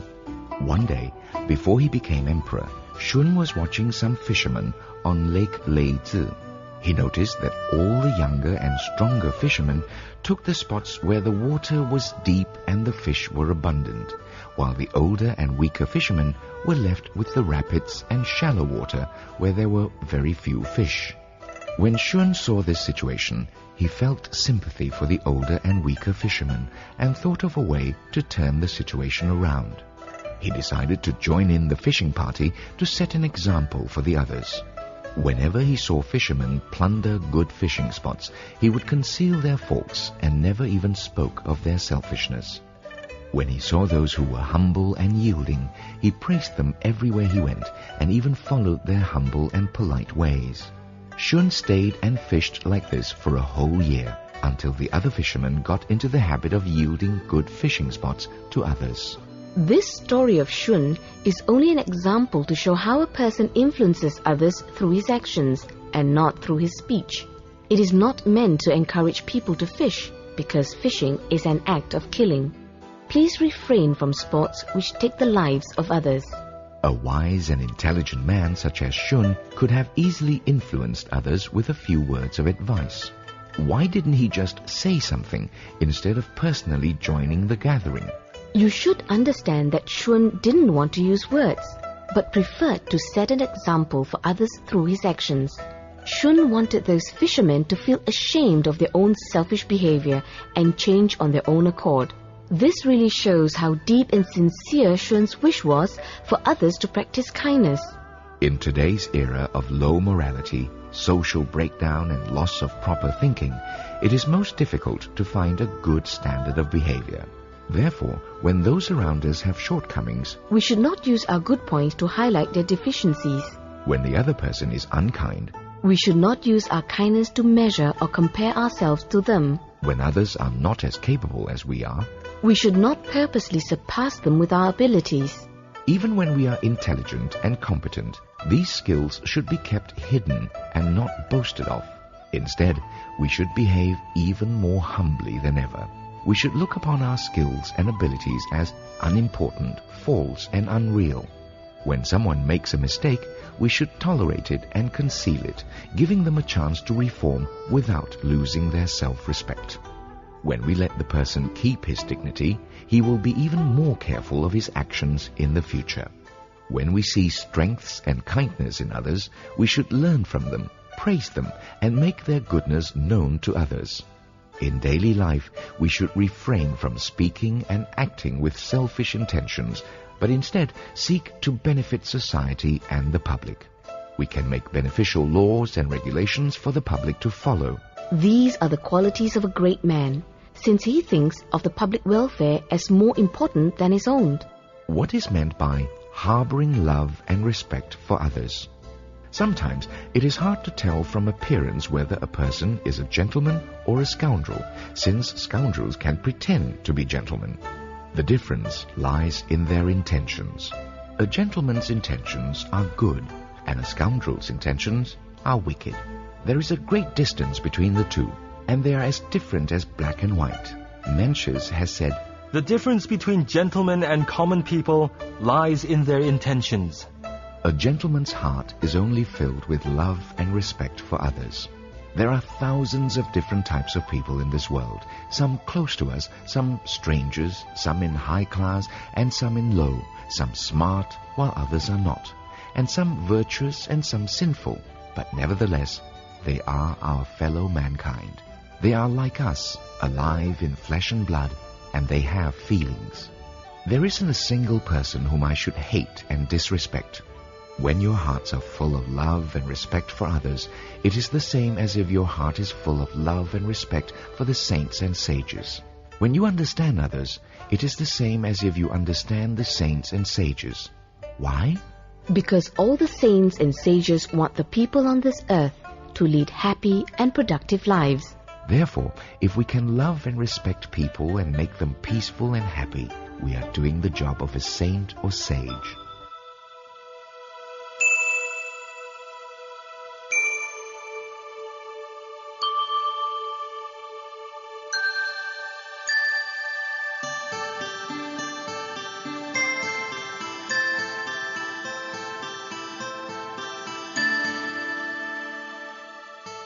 What is meant by helping others to succeed? If we cast away raw jade, then this stone would be like any other worthless stone. But if we were to carve and polish it, it could be transformed into a priceless jewel. It is the same with people. A person needs to be taught and guided, just as a jade needs to be carved and polished. When we see someone whom we feel has good potentials doing a good deed or working towards a proper goal, we should guide, support, praise and encourage him, helping him succeed in his endeavors.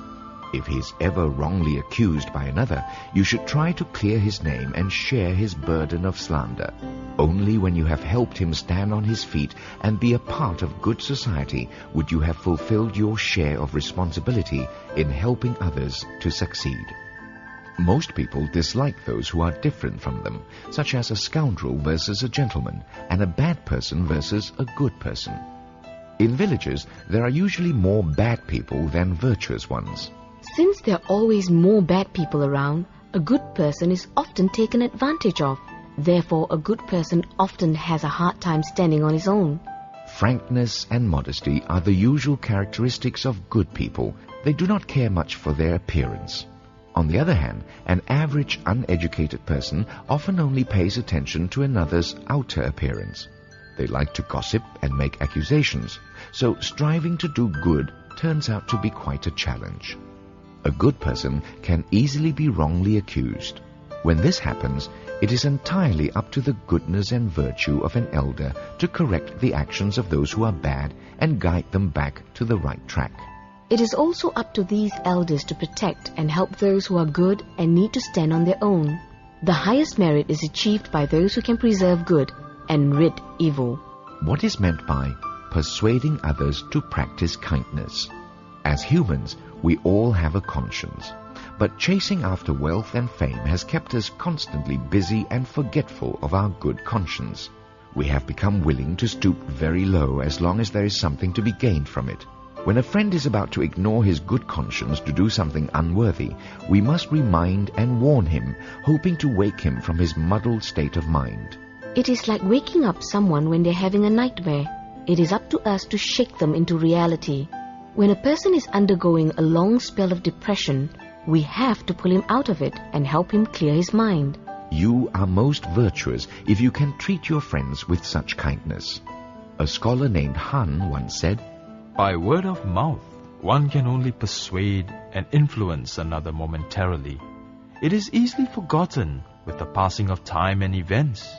No one else would have heard what you have said. If you can persuade and influence others through written works, your words can be passed on for hundreds of generations around the world. Therefore, writing to promote virtue is an act of great speech and is a most virtuous deed. Here we talked about how we can persuade others by word of mouth and by writing books to promote virtue. Compared with the previous category of helping others to succeed, this is much more direct and obvious. However, the treatment of an illness with the right medicine sometimes proves to have special effects. Therefore, we should not give up. It is also important how we do it. For instance, if a person is too stubborn, you should not persuade him with words. If you do, then you're wasting both your words and energy. If a person is gentle and willing to listen, but you fail to persuade him, then you've just missed a golden opportunity to do good. Either way, this may be because you're not wise enough to tell the difference. You should then reflect to see what you did wrong, so the next time you will do it right and won't waste any more words or lose another opportunity. What is meant by helping those in desperate need? During one's lifetime, a person often will suffer from serious problems, financial troubles, or separation from loved ones. If we meet someone like that, we should help that person as if we are the one who is experiencing the suffering. We should immediately come to his aid. If a person has been wrongly accused or convicted, we should plead for this person's innocence as well as aid him in any way we can. Scholar Shuai once said, It does not matter whether a favor is big or small.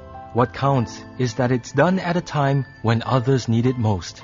What humane words! What is meant by developing public projects for the greater benefit of the people? Small construction works are needed for villages and big construction jobs are needed for cities. Public projects are anything that needs to be constructed for the public welfare. Such as irrigation systems for farmlands, dams, bridges, or giving food and water to those who are hungry or thirsty. Whenever you have the opportunity, you need to persuade others to put out their share of effort as well. Even when others slander or talk behind your back, you should not be deterred. Don't be afraid of what others might say about you, and don't get scared when the job gets tough. You should not let people's jealousy and hatred shake your resolve to do kind deeds. What is meant by giving through donation? In Buddhism, giving is considered foremost in all practices of kindness. When one truly understands the meaning of giving and is willing to give away all his worldly belongings, even to the point of donating parts from his own body, then he is walking the way of the Buddha. A person who understands this principle would be willing to give away anything, even to the point of donating his eyes, ears, nose, tongue, body, and mind. For instance, in a past life, Shakyamuni Buddha offered his own body as food for a hungry tiger. One can also give away the sight, sound, smell, taste, touch, and dharma. There is nothing a person cannot give away if he or she is willing. If a person can do this, then he is on his way to gaining purity of mind and body. He will have no worries or afflictions, just like the Buddha. When we find ourselves unable to give away everything, we can start by donating money. Worldly people treat their clothing and food as dearly as their lives. Therefore, monetary donation is most important for them. When we practice giving without hesitation, we can cure stinginess and at the same time help others in need. However, it is not an easy thing to do. It's a difficult task at first, but will become natural the more we give. From cultivating giving, peace of mind can be attained, and then there is nothing you cannot give away. This is the best way to cure a bad case of selfishness and an opportunity to change our attitudes towards money and worldly possessions. What is meant by protecting the proper teachings? For millions of years, the proper teachings of religion has been a standard of truth and a spiritual guide for all living beings. If we don't have good doctrines, how can we join in and support the interplay of heaven and earth? How can people of all walks of life succeed in their endeavors without a standard to live by? How would we be able to escape from delusion and life's bondages? How would we create and arrange worldly affairs and transcend the cycle of birth and death? These all depend on good and proper teachings as the lighted path. Therefore, whenever you see temples, memorials of past saints or sages, pictures of sages or Buddhist texts, you should be respectful. If they are in need of repair, you should repair and put them back in order. We should especially tell people about the teachings of Buddha and widely spread the proper teachings. We should let others know of its value. In this way, we are also showing our gratitude towards the Buddhas and sages. We need to do all we can to make this goal come true. What is meant by respecting our elders? We should make an extra effort in showing our attention and respect towards parents, elder siblings, the governor, our superiors, or any elders of high virtue, prestige, and learning. When taking care of parents at home, we should do it with love in our hearts and a gentle, accommodating appearance. We should not raise our voice, but maintain a peaceful bearing. As we cultivate these virtues, they will become a part of us, and we will change into a mild-mannered person.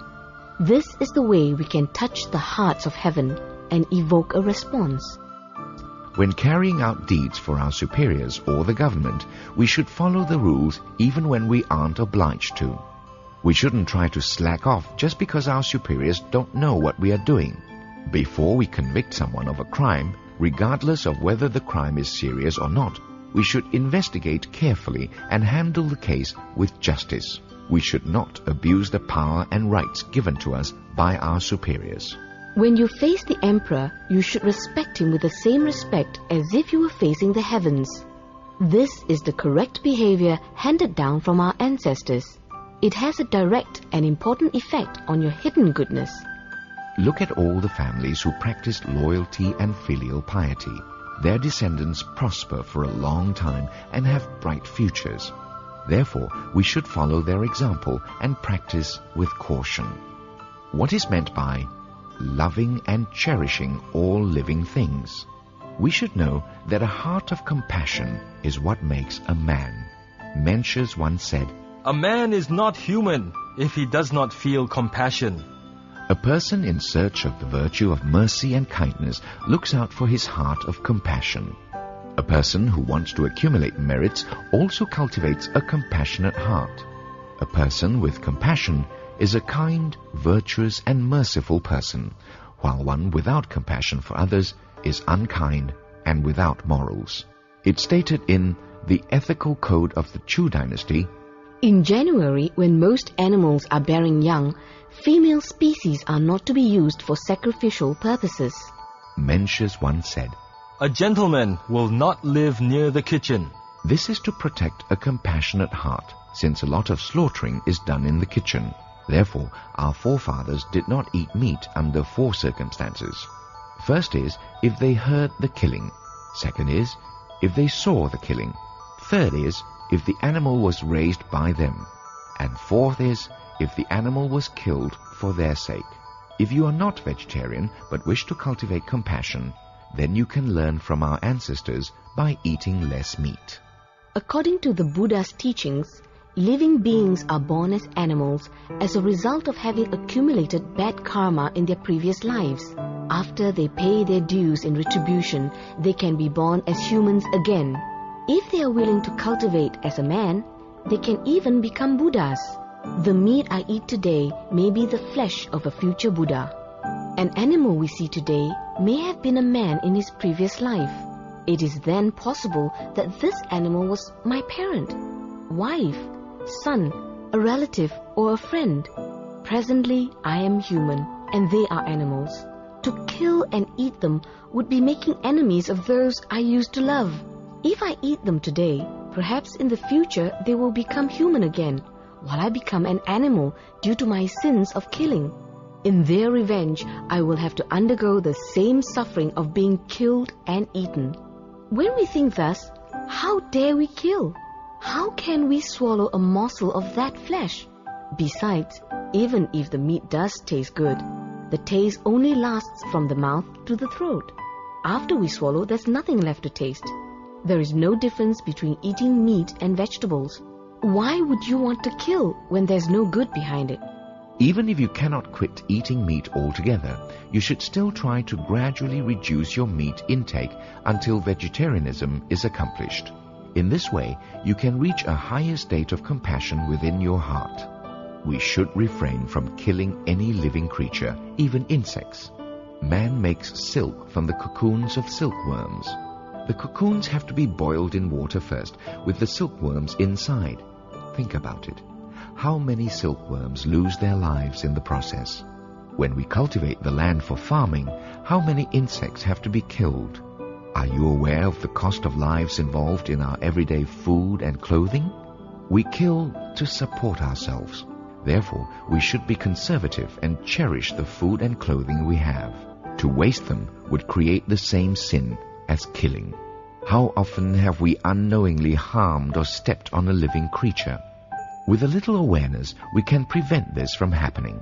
Tong Po Su, a great poet from the Sung Dynasty, once wrote, In love of the mice, we often leave him some rice. In pitying the moth, we won't like the lamb. What a kind and compassionate statement. There are infinite types of goodness. I cannot mention them all. As long as you can expand on the 10 previous categories, you can make them into a multitude of good deeds and virtues.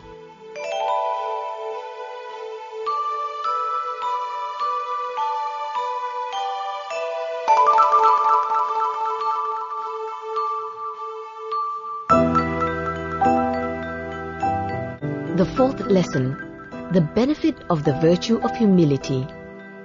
The third lesson taught us the ways to accumulate kind deeds. Naturally, it would be best if people would practice kindness, but as humans, we are social beings. It is impossible not to come in contact with others in society. Therefore, it is important to know the ways to improve our persons in dealing with others. The best way to do this is to follow the virtue of humility.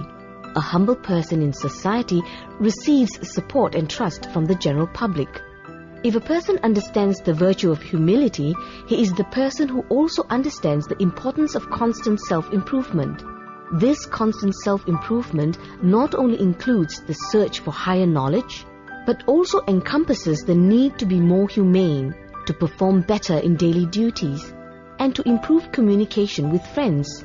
Many benefits and rewards result from behaving with an understanding of humility. This lesson focuses on the benefits of virtue and humility proven by Liao-Fan's own experiences. You will greatly benefit if you can thoroughly contemplate and understand these teachings. In the I Ching Book of Change, the hexagram of humility stated, The law of heaven takes from those who are arrogant and benefits those who are humble. The law of earth will not allow those who are conceited or self-content to always remain that way, but will bring change upon them.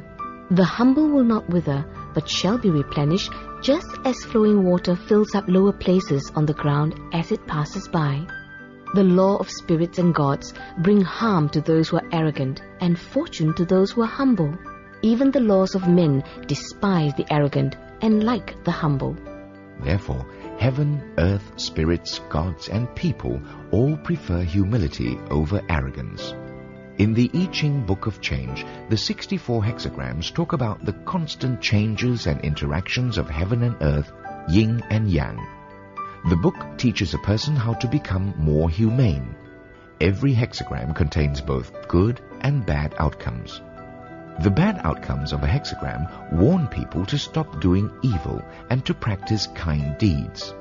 The good outcomes of a hexagram encourages people to diligently improve themselves and strive to be better. Only the humility hexagram contains all good outcomes and no bad outcomes. The Chinese Book of History has also said, A person's arrogance will bring him harm, and his humbleness will bring him benefit. I often went to take the exams accompanied by others, and every time I would meet scholars who were very poor, I noticed that before they succeeded in passing the exams and became prosperous, their faces showed such humility, peace, and harmony that I felt I could almost hold that quality in my hands. Several years ago, I took my imperial exam in Beijing. Among the 10 applicants from my village, Qing Yuding was the youngest and extremely humble. I told one of the applicants, Jin Po Fei, that this young man would definitely pass the exam this year. Jin Po Fei asked, How can you tell? I said, only those who are humble are qualified to receive fortune. My friend, look at the 10 of us. Is there anyone as honest, generous, and never tries to come in first as Qing Yu? Do you see anyone who's always respectful, tolerant, careful, and humble like Qing Yu? Do you see anyone like Qing Yu who, when he is insulted, does not talk back, or who, when he is slandered, does not argue? Any person who can achieve such a level of humility will receive protection from the heaven, earth, and spirits. There is no reason he will not become prosperous. Sure enough, when the test results came out, Qing Yuding passed. One year in Beijing, I was staying with my childhood friend Kai Zifeng. I noticed that he always carried himself in a humble way and had a kind and accommodating appearance. He was not a bit arrogant, which was an immense change from his childhood ways. Kaizi had a friend named Ji Yan Li who was straightforward and honest. Ji Yan often scolded him on his mistakes, but Kaizi always accepted the accusations calmly without talking back. I told him, just as there are signs which warn of coming misfortune, we can see that prosperity comes to those who have cultivated the cause for it. Heaven will help those whose hearts are humble. You, my friend, will definitely pass the imperial examination this year. Later on, he indeed passed the exam. There was a young man from Santong province named Yu Fengzhou who passed the first level of imperial examinations before he was even 20. Unfortunately, try as he might, he could not pass the succeeding exams. When his father was moved to another post in the government, Yu Feng went with him and came to greatly admire a well-known scholar in that village named Ming Wu-Qian. Yu Feng brought his own essays to see this man. He had no idea that Mr. Qian would pick up his calligraphy brush and blot out his entire essay. Not only was Yu Feng not angry, he sincerely accepted all of Mr. Qian's corrections and immediately changed his paper accordingly.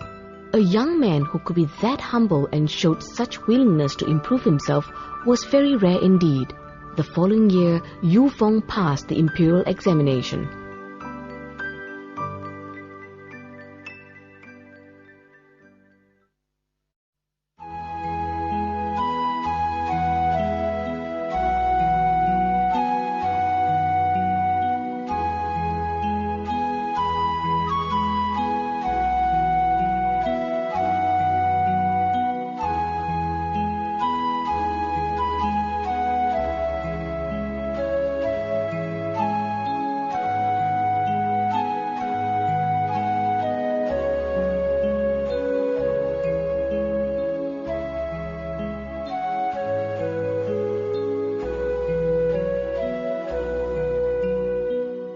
One year, I went to the capital to pay my respects to the emperor. I met a scholar named Jian Suaxia who had all the qualities of a great man without a trace of arrogance. I felt the intense aura of his virtue and humility all about him. When I returned home, I told my friend, when heaven wants a person to prosper, it will first bestow him with wisdom. Wisdom can make a person honest and well-disciplined. Heaven has already bestowed Jian Sua with wisdom, or he couldn't be that gentle, kind, and good. Surely heaven will now make him prosperous. Sure enough, when the test results came out, Zhen Xiu passed the exam. There was a scholar named Wei Yan Chang from Jiangying who was very learned and wrote good essays. He was also very well known among many scholars. One year he took his exam at Nanking and stayed at a Taoist temple. When the results were posted, he found that he had not passed the exam. He became furious and loudly accused the examiner of being blind for not recognizing his obvious talents. At that time, a Taoist monk stood by smiling, and Wei Yan immediately directed his anger towards the monk. The monk said, "Your essay must not be good." Wei Yan got even angrier and said, How do you know it's not good when you haven't even read it? The monk said, I often hear people say that the most important element in writing good essays is a peaceful heart and harmonious temperament. Your loud and angry accusations just of now clearly shows that your mind is certainly not at peace and your temperament is violent. How could you possibly write good essays? Wei Yan obliviously submitted to the Taoist's words and in turn asked him for his advice. The Taoist said, Whether you pass or not depends on your fate. If you're destined not to pass, then no matter how good your paper is, you will still fail the exam. You yourself will have to make a few changes. Wei Yan asked, How can I change it if it is predestined? The monk replied, Though the power to form your destiny lies in the heavens, the right to recreate it is in yourself. As long as you are willing to do kind deeds and cultivate hidden virtues, there is nothing you ask that you will not receive. Wei Yan said, I am only a poor scholar. What good deeds can I possibly do? The monk said, Practicing kind deeds and accumulating hidden virtues all stem from the heart. As long as you constantly harbor the intent to practice kindness and accumulate virtues, your merits are infinite and boundless. Take the virtue of humility, for example. It does not cost anything. Why can't you be humble and reflect on your own essay instead of blaming the examiner for being unfair? Wei Yan Chang listened to the Taoist monk and from then on suppressed his arrogant ways. He became very mindful of his own actions and tried not to make mistakes. Every day he put forth additional effort to do more good deeds and accumulate more merits. 3 years later, he dreamed one night that he entered a very tall house and saw a booklet that contained all the names of the applicants who passed the exam that year. He saw many blank lines. Unable to understand what it meant, he asked the person next to him, "What is this?" The person replied, This is the booklet that contains all the names of the applicants who passed the exam this year. Wei Yan asked, "Why does it have so many blank lines?" The person answered, The spirits of the underworld check on the applicants every 3 years. Only the names of those who practice kind deeds and do not make mistakes are allowed to appear in this booklet. The blank lines used to bear the names of those who were supposed to pass the exam. But due to their recent offenses, their names have been erased. Then pointing to a line, the person said, Aha! For the past 3 years, you have been very careful and have exerted such self-control that you haven't made any mistakes. Perhaps you should fill this blank. I hope you will cherish this opportunity and take care not to make any mistakes. Sure enough, Wei Yan passed the exam that year and was placed 105th. From the examples given above, we know that spirits and gods are always watching our behaviors from above. Therefore, we must immediately do whatever is beneficial to others and avoid doing whatever is violent, dangerous, and harmful to others. These are all things I can decide for myself. As long as I harbor good intentions, refrain from evil doings, don't offend the heaven, earth, spirits, and gods, humble myself, be tolerant and not arrogant, then the heaven, earth, spirits, and gods will constantly have pity on me. Only then will I have a foundation for my future prosperity. Those who are full of conceit are definitely not destined to be great men. Even if they do prosper, they will not be able to enjoy their fortune for long. Intelligent people would definitely not make themselves small and narrow-minded and refuse the fortune they are entitled to. Besides, those who are humble always increase their opportunities to learn. If a person is not humble, who would want to teach him? Also, humble people are always willing to learn the strengths of others. When others perform good deeds, the humble person will learn and follow their examples. In this way, the kind deeds humble people accomplish are boundless.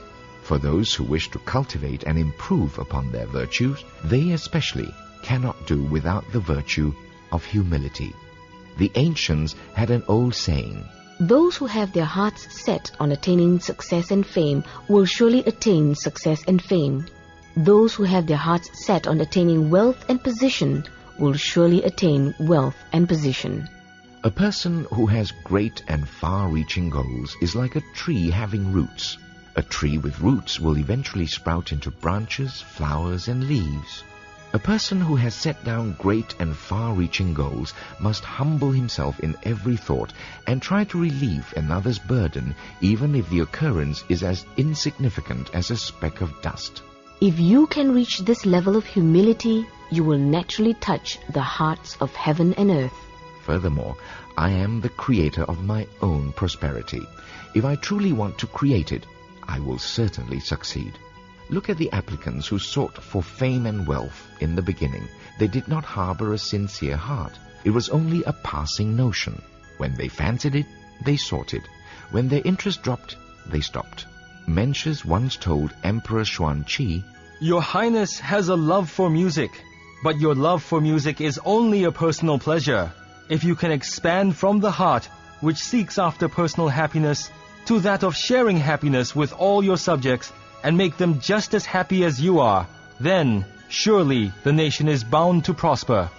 I think it is the same for those who are seeking to pass the imperial exams. If a person can expand upon the heart which seeks to pass the exams to that of diligently doing kind deeds and accumulating merits, putting forth his best efforts to improve his character, then both destiny and prosperity are his to create.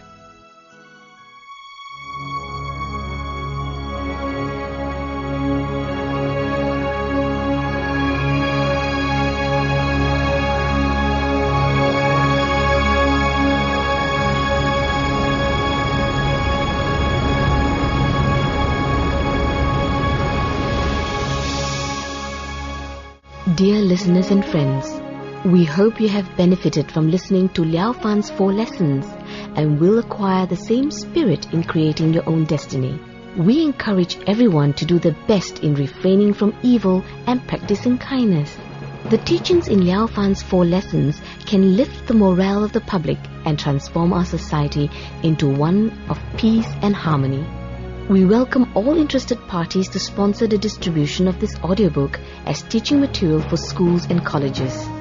Let us all be a part of the rebuilding of our children's morals and virtues. We hereby announce that we do not reserve our copyrights and welcome all to reproduce and distribute this audiobook for the benefit of the general public. Here at the foundation of Liao-Fan's 4 lessons, our goal is to promote the study and practice of these teachings worldwide. Therefore, we will have editions of this book in English, etc. Through understanding and practicing these teachings, world peace is possible. We welcome your comments, support and sponsorship. Thank you very much.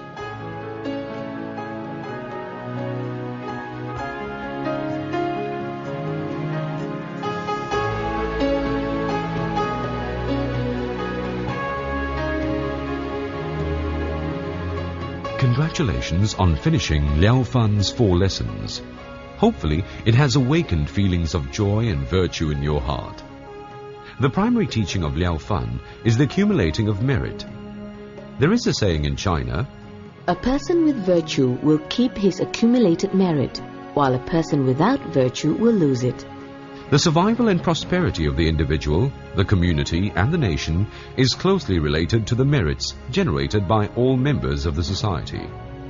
It is also said in China, Those who do not understand the principles of nature or the law of cause and effect will not grow in virtue. the 10 principal virtues are generosity, morality, renunciation, wisdom, effort, patience, truthfulness, determination, loving kindness, and equanimity. In modern society, there are severe problems. Hence, we must begin a process of purification of the hearts and minds of the individual members of society. We emphatically believe that the teachings of Liao-Fan can stabilize the social order and purify people's minds. It is our great hope that the social elites and the public functionaries will promote the Liao-Fan's 4 lessons throughout the world. These tapes and books have been translated, published and distributed by the Foundation of Liao-Fan's 4 lessons. The Foundation's goal is the widest possible spreading of Liao-Fan's teaching, and hence there are no copyright restrictions. We welcome all interested parties to reproduce and disseminate Liao-Fan's 4 lessons free of charge. A Chinese version is also available. We believe this will have a broad and deep influence on the growth of world peace. The funding of these books and tapes comes from private donations. The donation for the awakening of mankind is the highest donation. These donations have been given in the spirit of Han Yu, the noted scholar of the Tang Dynasty, who said, "To awaken people once, one uses the mouth, while to awaken mankind for 100 generations, one writes books." For those who want to further study the teachings of Liao-Fan, we highly recommend listening to the Venerable Jing Kung's exposition in Chinese in 18 audiocassette tapes, which are also produced by the Foundation. Thank you for listening to this postscript, and once again, we would like to congratulate you on finishing the book. May all beings be peaceful and free from suffering. Liao-Fan's 4 Lessons audiobook. Original work by Mr. Liao-Fan Yuan of the Ming Dynasty. Interpreted by Mr. Tien-Chi Yuan. Re-edited, sponsored and recorded by the Foundation of Liao-Fan's 4 Lessons. Voice over by Patrick Teo, Ellen Chua, Mano Maniam, Stephen Sum, Godfrey Rajalingam, and Jeffrey Nicholson.